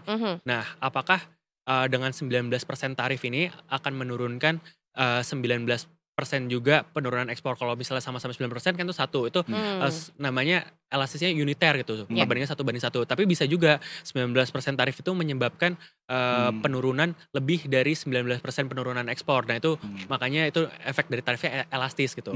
Sebaliknya kalau kurang berarti inelastis gitu sebenarnya. Gitu. Oke. Baiklah kalau begitu. Ada lagi mungkin yang mau disampaikan sama Detikers? Mungkin ini udah cukup, ntar teman saya besok lanjutin. Nanti ada dari perspektif lain ya. POV lainnya Betul. juga gitu. Selamat ya yang cuan-cuan buat Detikers. Yes. Atau mungkin juga yang FOMO-FOMO kayak is it too late? Atau mungkin ini adalah momen yang tepat. Boleh ya dicek lagi aja profilnya Detikers ya. Gimana Kak Afif, cuan? Masih merah sih, cuman udah nggak merah-merah banget lah. Lumayan lah ya. Iya, karena masuknya salah. Di 8.000, ini udah 7.000 tetep aja hijau kok masih merah. Kamu masuk di 8.000 ya? Iya, salah. FOMO bener kayak. Tapi kan jadi pelajaran kan Mas. Jadi Iya. pelajaran kalau ternyata dan akhirnya bisa belajar apa teknikal analitik gitu kayak ini lagi turun, lagi naik, lagi turun. Saatnya serok, saatnya apa? Demi masa depan lebih baik. Iya. Karena investasi ini, iya kan. Maybe nggak akan kerasa sekarang tapi buat nanti gitu. Ya udah kalau gitu Detikers, habis ini kita juga masih ada sambungannya juga ya soal tarif baru yang diketok palu nih sama Trump. Is it negotiable ya kan? Atau mungkin ini sebetulnya malah jadi peluang yang bikin kita jadi makin jauh lagi sama cuan juga ya. Nanti habis ini kita balik lagi di editorial. Oke. Thank you Mas Haikal. Jangan mana-mana Detikers, tetap di Detik Sore. Gak cuma hore-hore. Gak cuma hore-hore.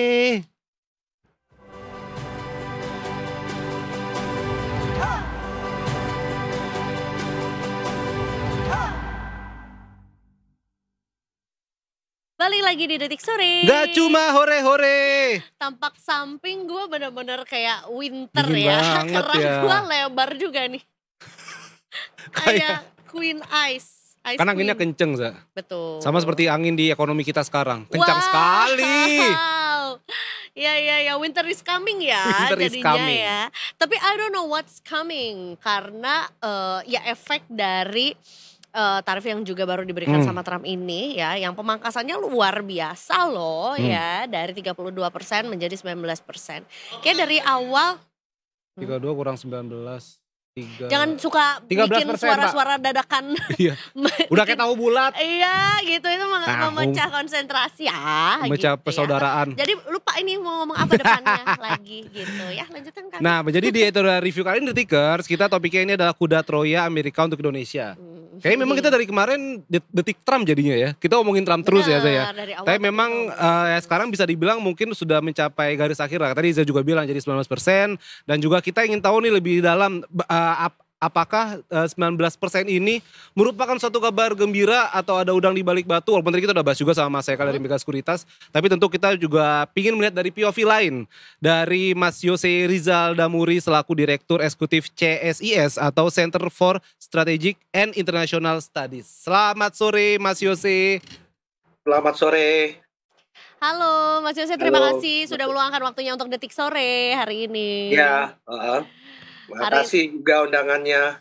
Terima kasih Pak, hari ini kita full ngomongin soal Trump gitu ya. Apalagi juga dia termasuk salah satu, kayaknya mungkin presiden yang paling sering ngumumin segala sesuatunya tuh soal di sosmed gitu ya. Iya. Kayaknya yang bikin heboh ya dia juga ngomongin dan nge-mention langsung gitu ya soal Presiden Prabowo juga di Twitter juga. Dan akhirnya kayak semua orang tuh harus tahu bahwa Trump ini memberikan semacam kebaikan gitu dengan ngasih potongan tarif sampai 19% juga sambil menyanjung juga Presiden Prabowo juga. Sebenarnya bagaimana pandangan seorang ekonom nih mengenai sikap seperti itu? Apa yang mau ditunjukkan sama Trump nih sebelum kita nanti masuk ke ini? Ya memang karena Trump ini kayak selebriti ya, setiap hari muncul di mana-mana memang. Seleb tweet. Tapi memang jadinya karena Trump juga kita bicara tentang kebijakan perdagangan gitu loh. Orang juga sudah mulai melihat bagaimana perdagangan itu sebenarnya sangat berpengaruh terhadap kehidupan kita sehari-hari, bukan hanya untuk ekspor kita, tetapi juga bagaimana konsumsi kita dan lain-lainnya. Nah, kembali ke pertanyaannya tadi, ini kan Trump sekarang ini memberikan seakan-akan memberikan potongan 13% kepada Indonesia dan untuk tarif yang lebih murah. Tapi kita lupa bahwa sampai sekarang sebenarnya ekspor kita ke Amerika itu banyak yang tidak dikenakan bea masuk, nggak ada tarifnya. Jadi tarifnya ini sekarang ini banyak yang 0% sebenarnya. Ya, ada misalnya produk-produk ekspor seperti apa namanya, tekstil, garment ataupun juga alas kaki. Kita tuh salah satu eksportir alas kaki yang cukup besar gitu loh ke Amerika Serikat. Dan ternyata selama ini kita banyak yang tidak mendapatkan bea masuk tadi, artinya bebas aja, harganya juga nggak diotak-utik. Nah, sekarang mau dikenakan 19%. Kalau itu seakan-akan kan ini adalah satu berkah yang diberikan oleh Amerika.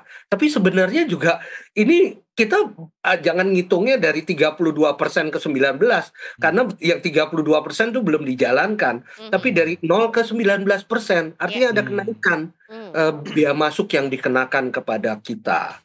Nah, ini yang sebenarnya ya narasi yang digunakan oleh Trump itu memang sangat baik sekali ya. Belum lagi kalau kita lihat bagaimana ada persyaratan-persyaratan yang banyak sekali tuh supaya kita bisa tetap dapat 19%, bukan lagi dapat 32%. Dan persyaratannya ini mungkin sangat overwhelming, sangat membebani, dan yang nggak bisa mungkin kita kerjakan juga kelihatannya. Gitu. Dan sebetulnya apa ya, walaupun memang juga bisa dikatakan Trump ini teganya juga nggak cuma sama Indonesia, tapi juga sama negara-negara lainnya juga gitu ya. Tapi tentunya dengan dari bulan April lalu ada papan ajaib itu, habis gitu ada surat cinta, habis gitu sekarang menyanjung-nyanjung juga. Sebetulnya ada kesan we are more powerful than you gitu nggak sih, yang sebetulnya ingin ditunjukkan sama Trump atau Amerika juga sama negara-negara yang mereka anggap butuh gitu untuk memang. jadi sasaran. Memang pasti itu betul sekali. Amerika menggunakan power yang dia punya, menggunakan market yang dia punya, terutama ya untuk memaksakan berbagai kehendak-kehendaknya itu. Jadi kalau sekarang ini, selama ini katanya ada negosiasi antara negara-negara partner dengan Amerika Serikat, sebenarnya itu bukan negosiasi, tetapi intimidasi mungkin bisa kita sebut. Karena satu arah, arahnya itu adalah bahwa Amerika meminta kepada negara-negara ini, termasuk kepada kepada Indonesia, dan Indonesia serta negara lain harus memberikannya dengan berbagai ancaman-ancaman yang lain, yang termasuk nggak boleh sama sekali ekspor ke Amerika Serikat gitu misalkan, ataupun juga nggak lagi bisa mendapatkan berbagai fasilitas dari Amerika Serikat ya. Ada beberapa negara bahkan bukan cuma masalah ekonominya, tapi masalah security-nya misalkan. Karena mereka sangat tergantung kepada security yang datangnya dari Amerika Serikat. Itu pun juga dijadikan bargaining chip ya, oleh Trump untuk mendapatkan konsesi dari negara tersebut. Jadi ya lebih banyak intimidasinya sih sebenarnya selama ini. Oke, berarti bisa dibilang kita kalah nego sebenarnya ya, kemarin ya? Bukan kalah nego ya, tetapi udah kalah posisi dari awal gitu ya. Iya sih, kalah power juga sih sebenarnya. Ketika masuk negosiasi itu, negosiasinya memang bukan negosiasi lagi, tapi jadi udah semacam one-sided negotiation atau intimidasi sebenarnya. Dan beberapa negara memilih untuk tidak melakukan negosiasi. Ya. Contohnya negara seperti tetangga kita, Singapura misalkan. Mereka memilih untuk tidak bernegosiasi. Beberapa negara bahkan memilih untuk meretaliasi atau membalas. Dan kelihatannya yang membalas itu kemungkinan malah bisa mendapatkan konsesi yang lebih baik dari Amerika Serikat. Oke. Nah, terkait dengan tarif yang baru lah. Let's say kita say yes gitu ya sama Ya, si tarif yang baru 19%. Tapi kan sebetulnya ada TNC-nya. ya, Ada ya. 4 poin yang juga harus ya sepaket gitu dengan tarif yang S baru. dan K. Iya, syarat dan ketentuan berlaku gitu ya. Ini gimana nih, apakah sebetulnya kita bisa dapat cuan gitu ya dari itu, jadi menguntungkan untuk kita, atau kan sebenarnya lebih banyak Ya. buntungnya nih dengan ketentuan yang baru, Pak? Ya, sebenarnya banyak S dan K-nya ini, SNK-nya ini ya, yang yang sudah ingin Indonesia lakukan juga dari lama, dari waktu yang lama. Contohnya misalnya kita membuat yang kemarin ini sempat Pak Presiden sendiri, Pak Presiden Prabowo sebutkan itu mengenai kuota-kuota, kemudian juga mengenai lartas-lartas yang banyak sekali di Indonesia. Jadi Amerika meminta ini dihilangkan untuk Amerika. Tetapi sebenarnya itu juga merupakan sebenarnya udah lama Indonesia juga menginginkan untuk menghilangkan berbagai hal tersebut. Jadi ada di satu sisi ada untungnya juga buat kita untuk itu ya, untuk mengikuti permintaan dari Amerika Serikat ini. Cuma sekarang apakah kita mampu melakukan atau tidak? Karena kalau tidak melakukannya, akhirnya kita kehilangan juga apa yang diberikan 19% ini, mungkin nanti akan 32%. Kemudian contoh yang lain juga ada ketentuan mengenai transshipment. Transshipment itu artinya adalah barang-barang yang tadinya asalnya sebenarnya dari negara lain, itu kemudian diekspor, pura-pura diekspor dari Indonesia.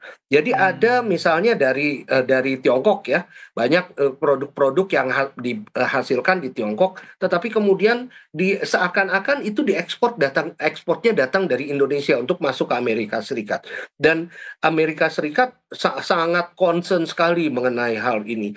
Dan di sini Amerika Serikat menginginkan bahwa nggak boleh lagi ada transshipment. Nah, itu memang kepentingan kita juga. Kenapa? Karena tentunya kita juga mau menginginkan bahwa ekspor kita tuh memang benar-benar datang dari Indonesia ya. Bukan barang-barang yang diproduksi di negara lain. Cuma apakah custom kita, bea cukai kita, itu kemudian berbagai institusi kita mampu untuk melakukan itu semua. Dan ya mudah-mudahan sih mampu melakukannya agar kita bisa juga menjadi reformasi di dalam hal tersebut. Dan soal syarat-syarat Pak Yose, kan Trump memberikan 4 syarat nih yang SNK itu kan. Kayak misalnya pembelian Indonesia harus beli pesawat sampai bahan baku energi gitu. Dan sejauh mana hal ini akan mempengaruhi cadangan devisa dan APBN kita, Pak. Tadi Eza nanya si duitnya dari mana itu ntar ya, Pak, belinya.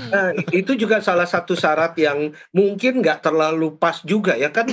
Ini biasanya semua dilakukan oleh kalau perdagangan itu dilakukan oleh bisnis sebenarnya, bukan oleh negara.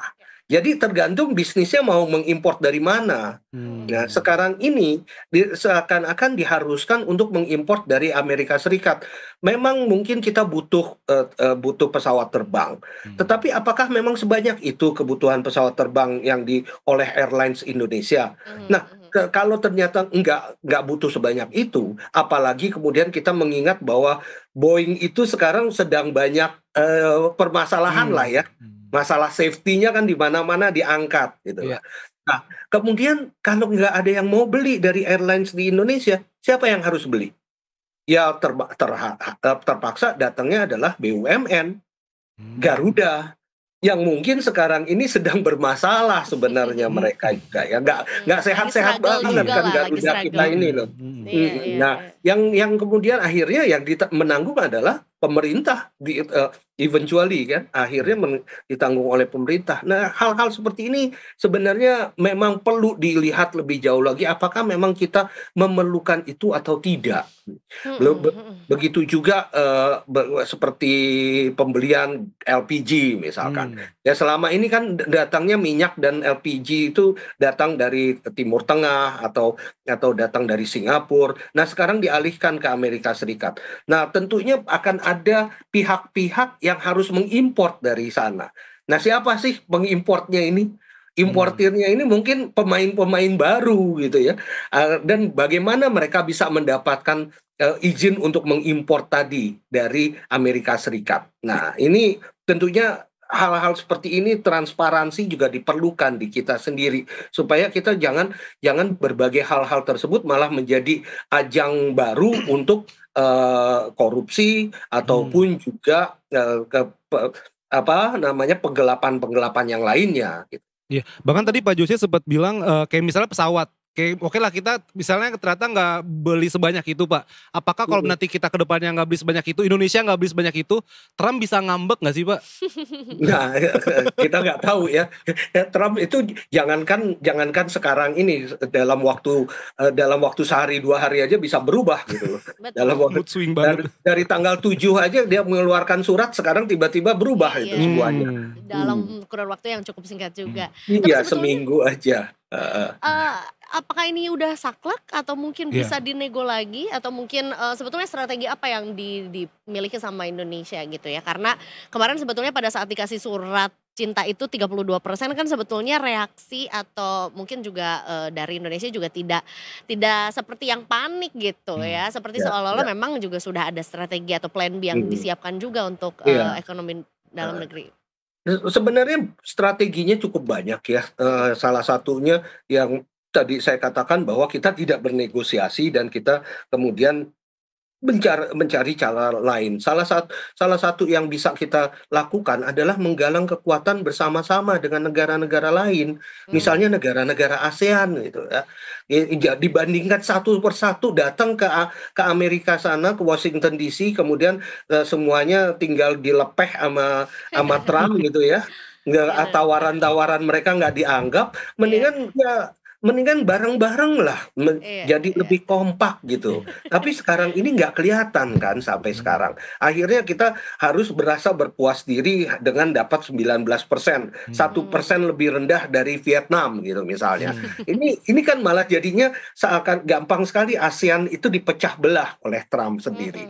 Mereka tahu bahwa sebetulnya salah satu saingan yang cukup kuat di Southeast Asia kita sekarang lagi sama Vietnam ya, karena banyak yang lari ke sana gitu investasinya juga. Gitu. Nah ini jadi memang dipecah-pecah seperti itu gitu ya. Padahal kita bisa ada kemungkinan untuk mendapatkan yang lebih kalau kita bersatu seperti itu. Iya. Pak Yose, aku mau tanya dong, sebenarnya tarif 19% ini yang dirasakan banget oleh masyarakat Indonesia tuh apa sih Pak gitu? Sebenarnya begini, kalau ekspor kita terutama ke Amerika Serikat itu memang hanya sekitar 10% dari ekspor Indonesia secara keseluruhan. Tetapi untuk produk-produk tertentu seperti garment, pakaian ya, ataupun juga alas kaki, furniture, itu tingkatannya atau prosentasenya tuh bisa sampai 50%. Jadi seperti garment itu 40% ekspor kita itu diarahkan ke Amerika Serikat. Begitu juga alas kaki 30%. Artinya kalau memang kita kehilangan pasar di sana, itu sangat cukup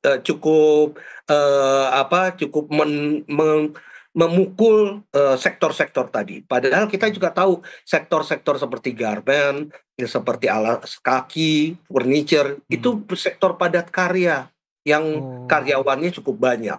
Jadi memang kita harus punya kepentingan juga sih supaya produk-produk ini tetap bisa masuk ke pasar Amerika Serikat dengan tarif serendah-rendahnya ya.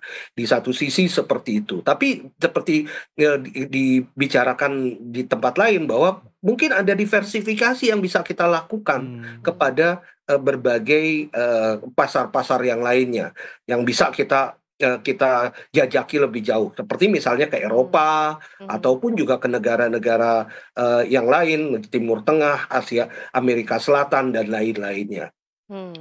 Iya. Dan apakah sebetulnya juga produk Indonesia juga cukup dapat bisa bersaing gitu ya dengan negara-negara yang memang juga produsen produk-produk yang sama gitu dengan tarifnya yang juga lagi-lagi dibuat bersaing juga gitu. Sejauh mana sih Mas sebetulnya kita seberapa optimistis gitu kita sebetulnya? Buat produk-produk seperti yang tadi saya katakan itu sebenarnya Indonesia masih cukup punya punya competitiveness gitu ya, punya daya saing. Tetapi permasalahannya juga banyak kebijakan-kebijakan di Indonesia ini sendiri juga yang malah mengurangi daya saing dari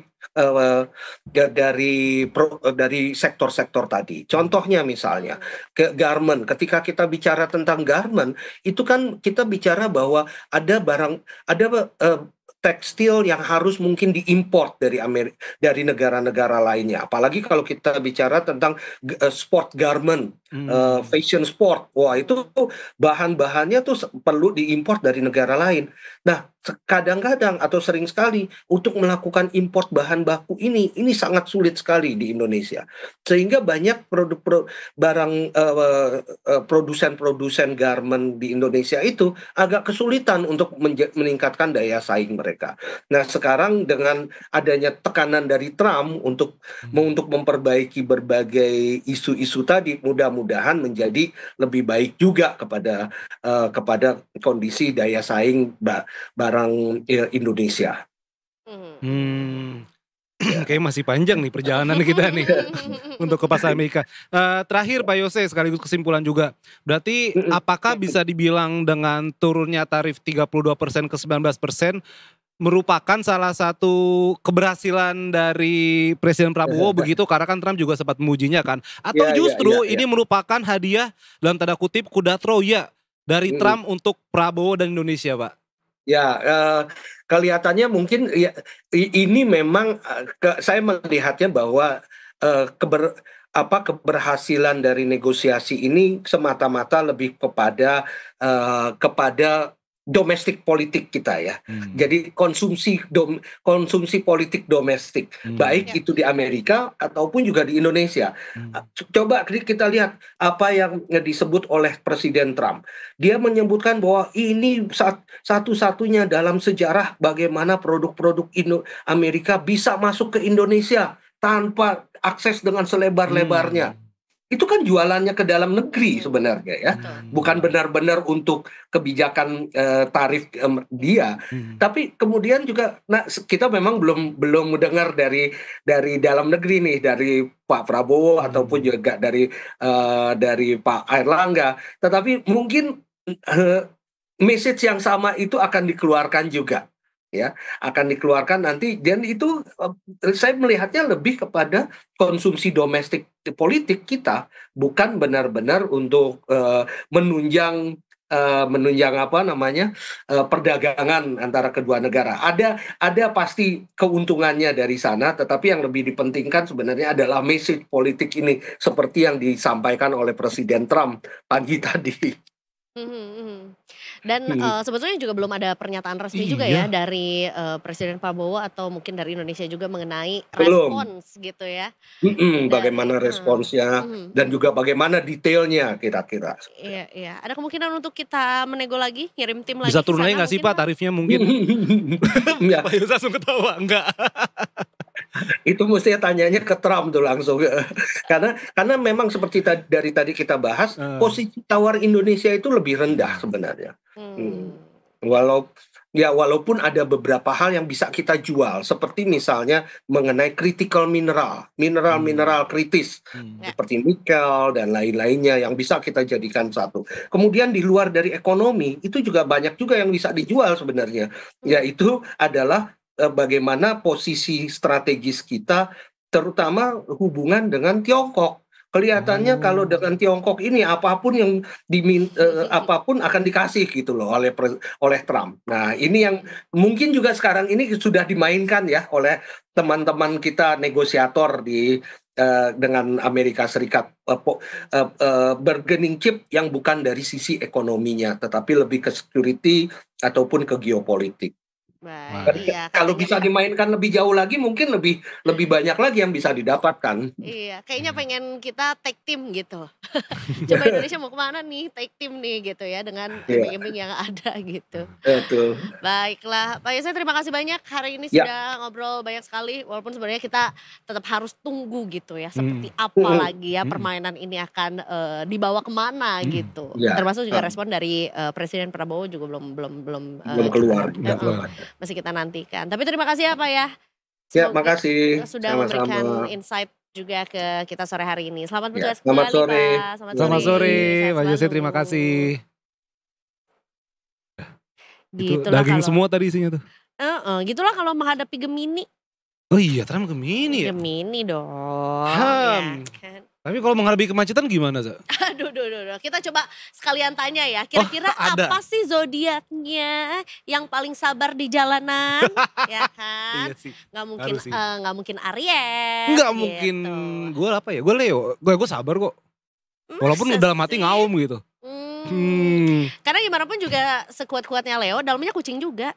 Ya kan singa tuh kucing yang ukurannya besar. Benar. Kita langsung terhubung dengan Ibda Syahra. Apa siapa nih? Coba kita menyapa rekan-rekan dari NTMC. Selamat sore. Halo, tetap selamat Oh, sore. kembali ke Ibda Syahra. Ibda Syahra bisa memprediksikan gak kira-kira zodiak apa yang paling sabar di jalanan? Libra. Oh, masa sih? Kok bisa Karena Libra? Ibda Syahra Libra ya?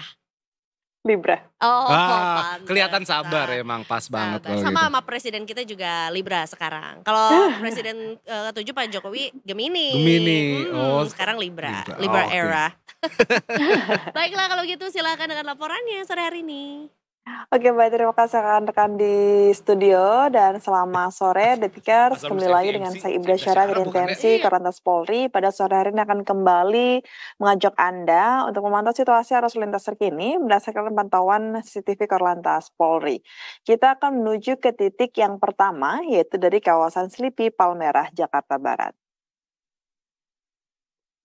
Arus lalu lintas sore hari ini dari arah Semanggi yang akan menuju ke arah Grogol terpantau telah terjadi peningkatan volume kendaraan cukup signifikan.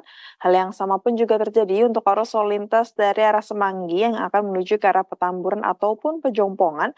Pada sore hari ini juga terpantau sudah terjadi peningkatan volume kendaraan cukup signifikan. Kami menghimbau kepada Anda para pengendara agar tetap bersabar saat menunggu antrian kendaraan dan tetap berada pada lajur yang benar, tidak menggunakan alasan terburu-buru agar dapat menerobos pada jalur busway karena hal tersebut dapat mengakibatkan kecelakaan lalu lintas. Ya, baik Detikers, kita akan menuju ke titik yang selanjutnya yaitu dari kawasan Bundaran Pondok Indah, Jakarta Selatan.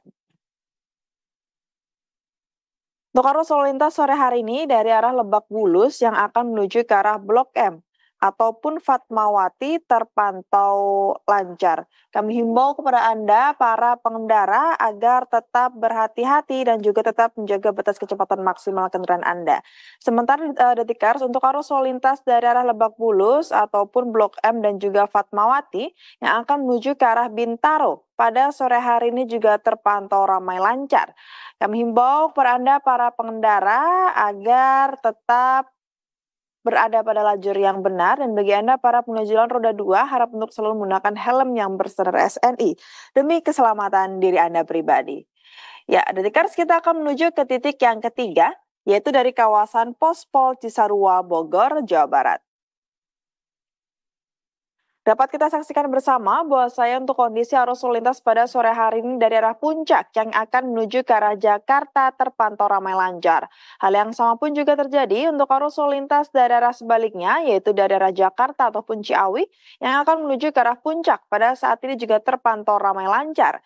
Kami himbau kepada Anda para pengendara agar tetap berwaspada mengingat di kawasan ini banyak sekali aktivitas angkutan umum yang kerap kali menaik turunkan penumpang di seberang tempat, dan bagi Anda para pengguna jalan yang hendak memiliki aktivitas atau kebutuhan untuk berhenti di sekitaran kawasan ini diharapkan untuk tidak berhenti terlalu lama ataupun memarkirkan kendaraan Anda di bahu jalan karena dapat mengakibatkan ketersendatan arus lalu lintas. Ya, Detikers, kita akan menuju ke titik yang terakhir yaitu dari kawasan Terminal Tirtonadi Solo, Jawa Tengah.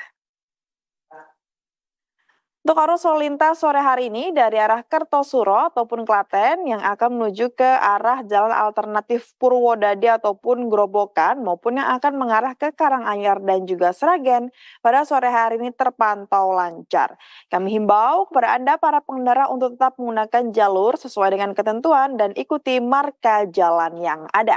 Dan Detikers perlu kami informasikan kembali juga bahwasanya pada saat ini Korlantas Polri dan seluruh satuan kerja lalu lintas di seluruh Indonesia telah melaksanakan operasi patuh yang telah digelar sejak tanggal 14 dan akan berlangsung hingga tanggal 27 Juli 2025 mendatang guna untuk menciptakan lalu lintas yang berkeselamatan. Dan Detikers, untuk itu kami tak senti-hentinya selalu menghimbau kepada Anda, para pengendara agar selalu tertib dalam berlalu lintas dan mematuhi aturan dalam berlalu lintas. Dan Detikers, bagi Anda yang ingin mengetahui seputar informasi arus lalu lintas terkini, Anda bisa menghubungi line call center kami di 15669 ataupun di SMS Center di 9119. Stop pelanggaran, stop kecelakaan, selamatan untuk kemanusiaan, Indonesia tertib dan salam presisi. Demikian Ibda Syara melaporkan kembali bersama dengan rekan-rekan di studio. Silahkan. Baik, terima kasih Ibda Syara. Oh ya, ini operasi patuh, aku nambahin juga Ibda Syara ya. Ini ada beberapa yang disasar nih pelanggarannya, melawan arus, tidak memakai helm, menggunakan handphone saat berkendara dan mengemudi di bawah umur. Aku paling kesel sama orang menggunakan handphone sebenarnya kalau lagi bawa kendaraan. Iya bener, sabar Benar, dulu loh benar. ya. Iya. Atau Ya. boleh Oh melipir memang dulu. ada yang urgent, minggir dulu. Minggir dulu. Gitu. Karena di belakang jadi lama kita jalannya gitu. Betul. Kayak lah ini Benar, benar. orang lama tau-tau lagi main handphone. Bener-bener. Kalau kemarin mungkin sempat juga kita bahas satu lagi deh yang merokok. Oh, yang merokok di jalan juga Ibda di pinggir Syara, jalan tolong tangkapin ya. Iya, sambil berkendara. Yap. Suruh kunyah tuh. Oh, sama ya suruh kunyah abunya. Iya, suruh kunyah sebungkus-bungkus. Sama ini knalpot brong juga masuk gak Ibda Syara? Ketangkep juga ya? Untuk saat ini fokusnya ada 7. Oh.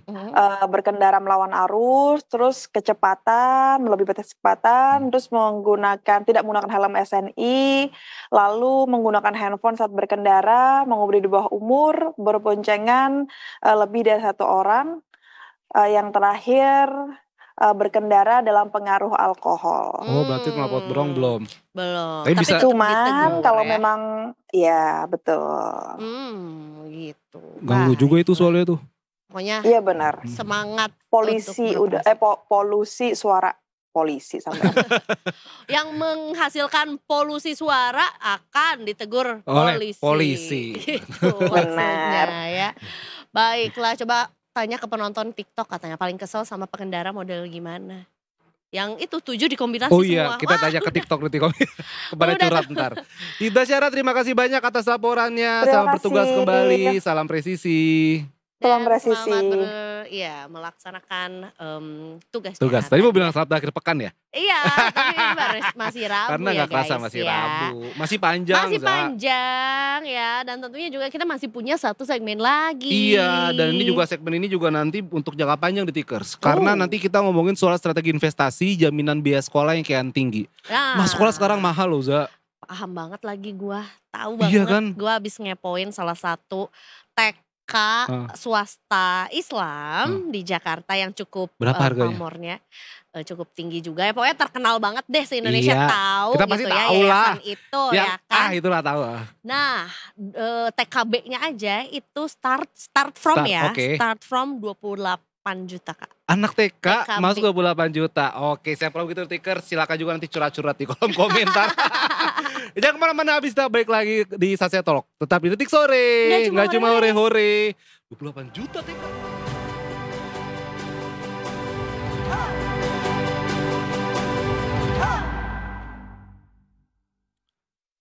Welcome back. Gak cuma beda ya. Itu adik Adikara, ini adi-adi aja. Adi-adi aja ya. Sama seperti biaya pendidikan yang adi-adi aja, Za. Waduh, kayaknya harganya tuh bikin deg-degan, bahkan kayak mirip-mirip biaya kuliah ya Mas Nah, SD sekarang ya. Itu dia, biaya sekolah tuh kayak tinggi banget sekarang ya, Za. Gitu, Apa gue masuk sekolah sirkus aja? Sebenarnya ya mungkin kalau dipikirin jadinya pusing ya. Yang paling tepat adalah mengatur strategi. Betul. Gitu. Makanya sebenarnya kayaknya bisa deh diakalin, bukan diakalin ya, dibuat strateginya kayak gimana biar nggak pusing-pusing banget. Sedia gitu. payung sebelum hujan, iya Itu kan? dia gitu. Bahkan baiknya memang sebelum dari anaknya masuk ke jenjang berikutnya lah gitu kan Iya. Makanya abis ini kita akan berjumpa dengan Mbak Mirna Elok ya dari Hai. Investasiku juga dari Mega Sekuritas yang hari ini mau ngobrolin soal strategi investasi terutama buat biaya pendidikan gitu ya Mbak Mirna ya. Soalnya pada pusing kan ini bulan-bulan ini nih ya. Iya, masuk sekolah punya, nih. Anak lewat dari 2 orang gitu kan pasti kebayang apa ribetnya untuk mulai dari mempersiapkan liburan sekolah anak terus liburan. persiapan kan liburan butuh Iya, duit juga iya. ya.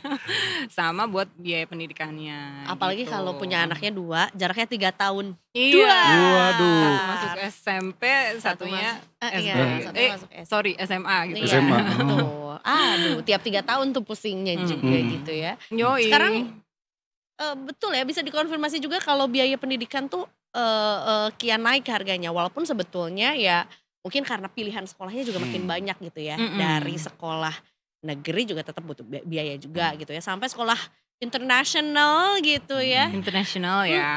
Gimana nih sebenarnya untuk menghadapi kepusingan itu? Apa sebelum kita masuk ke strateginya juga ya gimana sebenarnya kiat-kiatnya biar tetap bisa biayain anak sekolah gitu sesuai dengan yang kita mau. Ini relate sih sebenarnya sama anaknya kondisinya kayak gimana dulu. Nah, kira-kira biasanya sih kita harus sudah mempersiapkan dia tes IQ dulu atau fingerprint analysis, dia punya bakat itu kemana gitu. Karena kita juga harus milih juga sekolah yang mendukung bakatnya dia gitu. Kita mau lesin mungkin untuk ya dia biar lebih berkembang kan. Kalau untuk naik level itu kan biasanya ada kompetensinya ya. Jadi dari awal sebelum kita masukkan dia ke level SD katakanlah. Kalau TK kan ya udah terserah masing-masing parents ya betul. Mau yang mana gitu. Karena pilihannya tadi macam-macam. Untuk TK sendiri kan juga udah ada yang Montessori kayak gitu. IB Baccalaureate itu untuk yang level SD ya. Nah, nanti untuk yang SMP kalau mempersiapkan anak mau kuliah ke luar negeri itu udah dari SD gitu.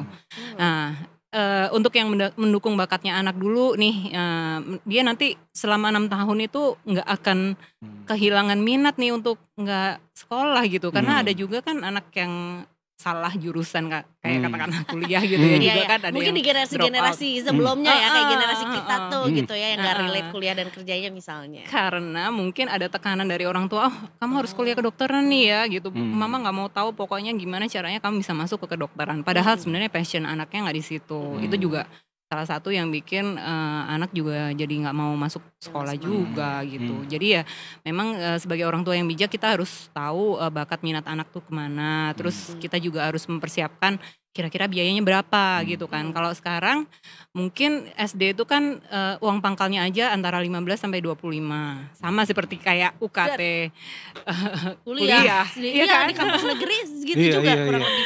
Wow.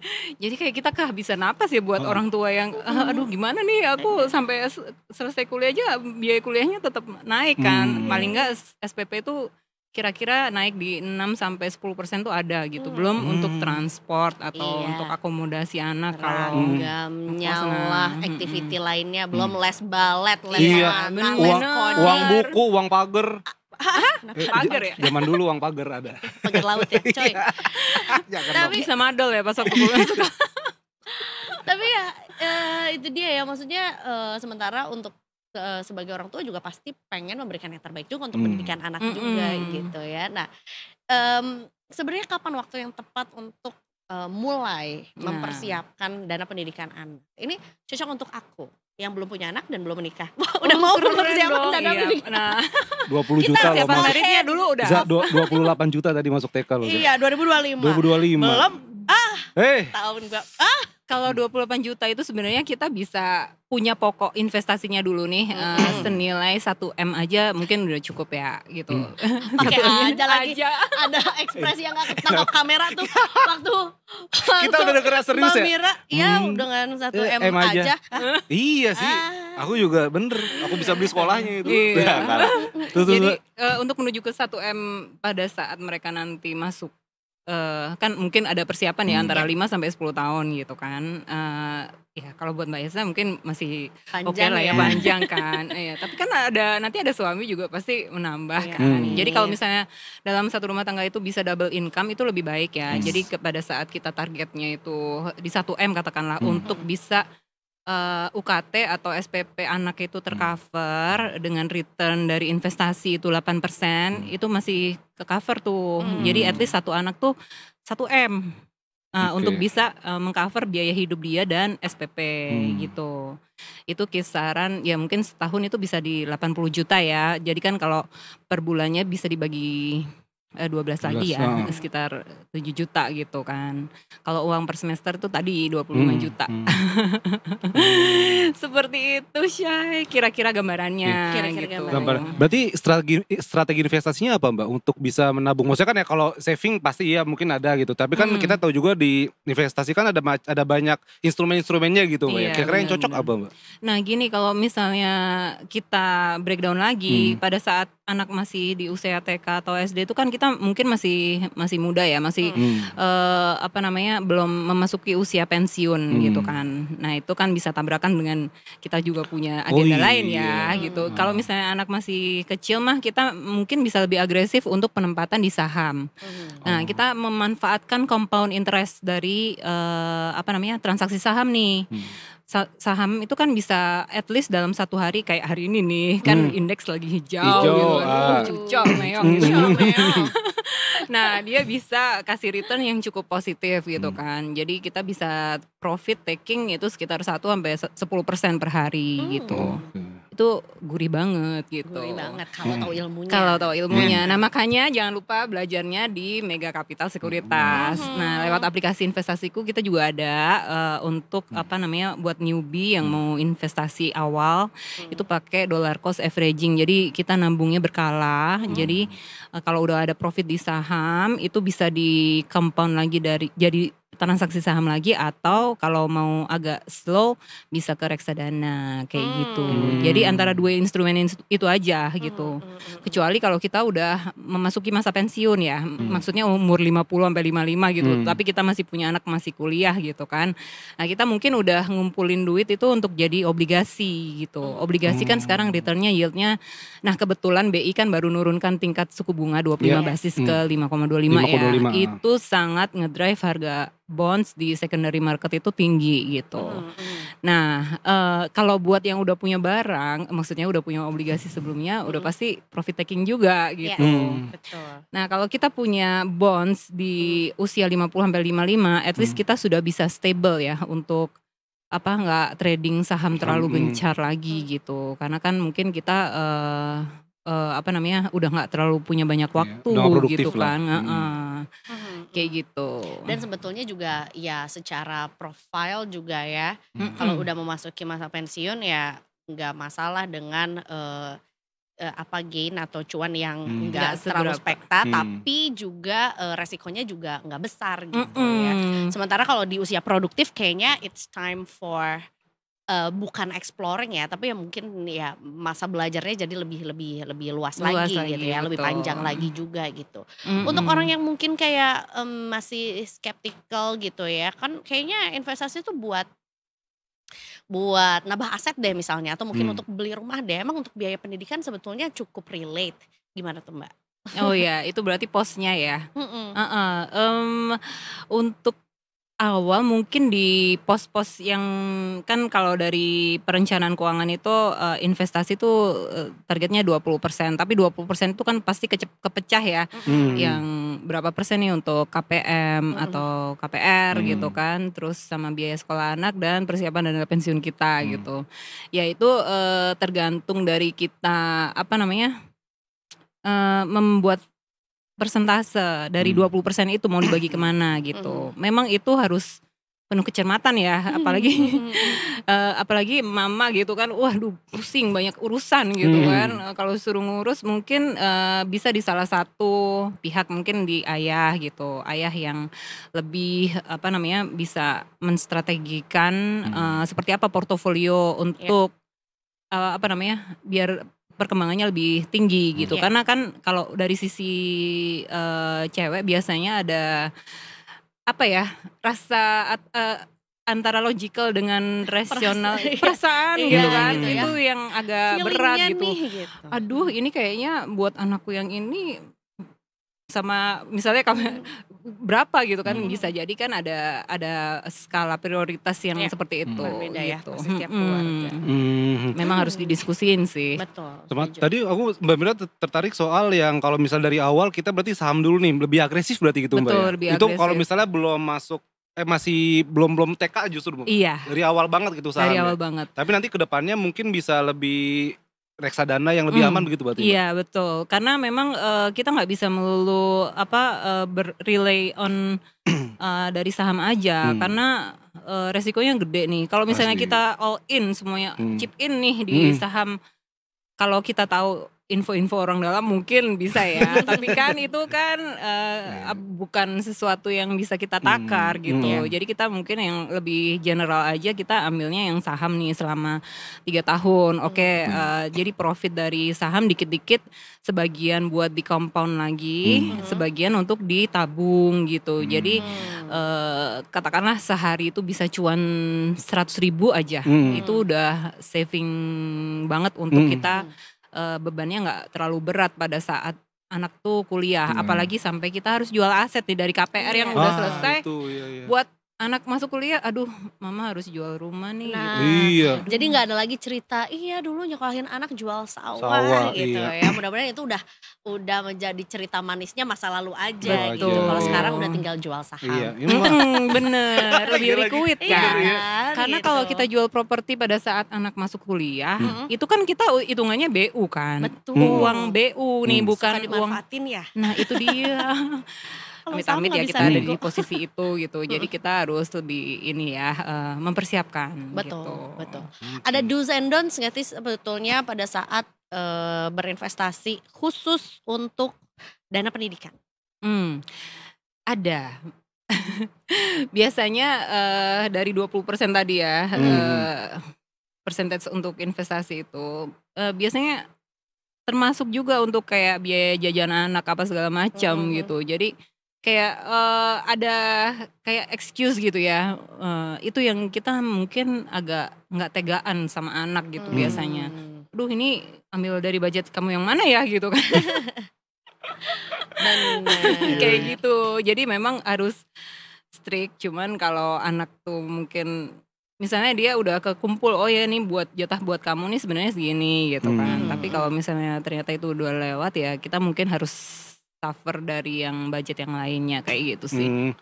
Itu yang bikin kadang skala prioritas itu jadi berubah, padahal on papernya nih SOP-nya nih segini gitu. Berarti emang tetap mau nabung untuk apapun itu tetap harus disiplin gitu ya. Betul. Iya, betul. Harus disiplin. Atau nanti Harus bisa disiplin. ngelakuin RUPS kan, rapat umum pemegang si anak ya kan. Jadi anak kita kumpulin nih gimana nih nak jadinya nih ya. Bapak udah jual obligasi, udah jual ini ya kan. Bener, jadi anak itu mungkin udah mulai tereduket secara financial literacy itu di usia ya 7 tahun gitu. Oh iya bisa ya. Oh iya Mbak, ini juga nih kan Eiza kan masih lama nih jauh waktunya. Nah untuk kita ambil kasus contoh Eiza nih Mbak. Apakah Eiza kira-kira nikah berapa tahun lagi? Waduh nggak tahu ya. Nggak ambil contoh misal 3 tahun lagi lah. Oke. 3 tahun lagi nah. Boleh. Berarti Eiza, apakah sekarang Eiza sudah harusnya memulai Mbak untuk menabung dana pendidikan gitu misalnya kayak, tapi nggak gede-gede banget gitu kayak udah gue sebulan let's say 2% lah dari pendapatan gitu. Apakah harus sekarang atau enggak Enggak kalau juga? Mbak Isa enggak. oh ya karena ada. Kecil. Tapi iya sih. Sebenarnya untuk biaya pendidikan tuh utamanya itu ditanggung oleh ayah gitu.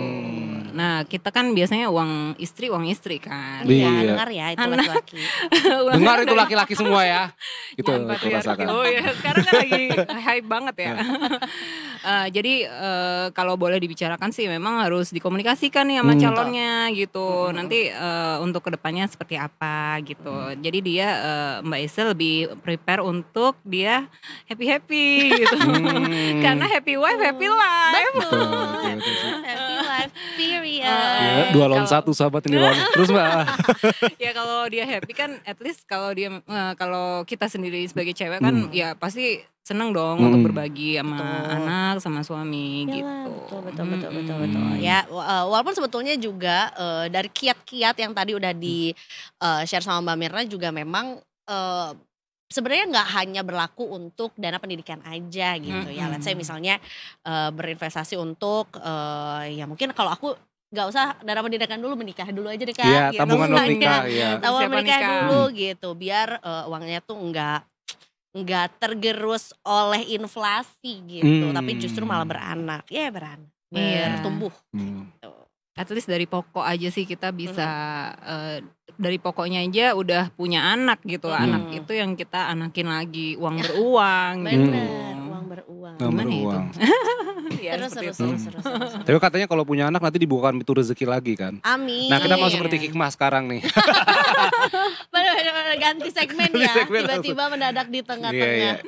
Ya tapi mudah-mudahan terlaksana ya. Detikers juga tentunya bisa ceki-ceki lagi profil keuangannya seperti apa ya, profil dirinya sebagai investor itu seperti apa gitu ya. Dan hasilnya itu bisa dikonsultasikan juga ya. Iya betul. Ke Mbak Mirna, ke rekan-rekan juga di investasiku misalnya atau di Mega Capital Sekuritas ya. Iya. Kalau mau cari-cari info atau mau berkonsultasi deh misalnya, nggak mesti soal dan investasi untuk dana pendidikan, untuk anything, gimana caranya Mbak Mirna?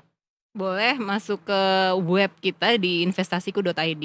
Nanti di situ ada bagian perencanaan keuangan. Jadi buat detikers yang mau konsultasi mengenai oh iya nih aku mau tujuan 2025 nih, masih ada 6 bulan lagi kan. Nah itu mau beli gadget baru kah atau mau traktir pacar ke mana kah gitu, jalan-jalan ya kan, healing gitu. Nah itu bisa masukkan aja data-datanya, nanti kita bantu untuk manage seperti apa yang cocok buat detikers kayak gitu. Mantap.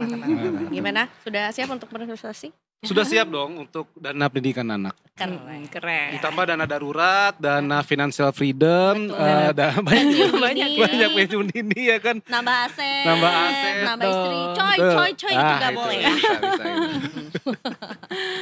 Ya udah kalau gitu itu tadi dia Detik Sore hari ini ya. Kita hari ini kayaknya banyak diselimuti oleh berita keuangan, ekonomi. dan Tadi kita ilmu bahas ekonomi. Trump Mbak tadi. Iya dia udah ngasih kita 19% ya. Nah, Bagus itu. dong itu, cuman Nah, kan berbuntut itu itu. sampai kapan dan apa yang do's and don'ts-nya kan masih belum ada. Tuh, Nah, itu, jelas Mbak. ya. TNC-nya banyak. Nanti kita Nah, bakal itu demo dia. nanti kita. Ada mau masak Iya. di depan White House Iya, ya. kita ajarin gak cuma hamburger doang makanan di Amerika yang enak. Bener, kita masak sambal terasi biar dia kayak, bau apa ini? Wah, bener. Sama kikil. Iya Kan kikil bener. kalau dipanasin bau banget itu. Kan belum pernah Iya. ya Pak Dete kesini kan? Oh iya belum. Belum. Belum Undang sih. dong. Bener-bener. Belum, Seru iya. Vibin ya ngobrol. Itu kupacet ya abis itu. Baiklah, kalau gitu Detikers will be back tomorrow. Pokoknya Senin sampai Jumat jam 3 sampai jam setengah 6 sore. Iya, ya. sebelumnya terima kasih juga Mbak Mirna Thank you, sudah Mas datang Alvin, ke Mbak sini. Iza. Thank you ya. Dan kita Seru mau banget kita mengajak ngobrolnya. Mbak Mirna untuk tagline kita juga Oke. ya. Jadi kalau kita bilang Detik Sore, boleh dijawab dengan Enggak cuma hore-hore, udah hafal Mbak Mirna pasti. lah ya. Oke, besok sama Pocut dulu ya. Besok sama Pocut ya. Sama Jumatnya. Iza selamat bekerja. Terima kasih. Semangat. Demi dana pendidikan anak. Tahu aja. Ya saya sama Vira pamit. Hai Farhan cabut, seluruh klub petugas juga cabut. Terima kasih Mbak Mirna juga. Besok kita ketemu lagi guys di jam yang sama. Tetap di Detik Sore. Gak Gak cuma hore-hore.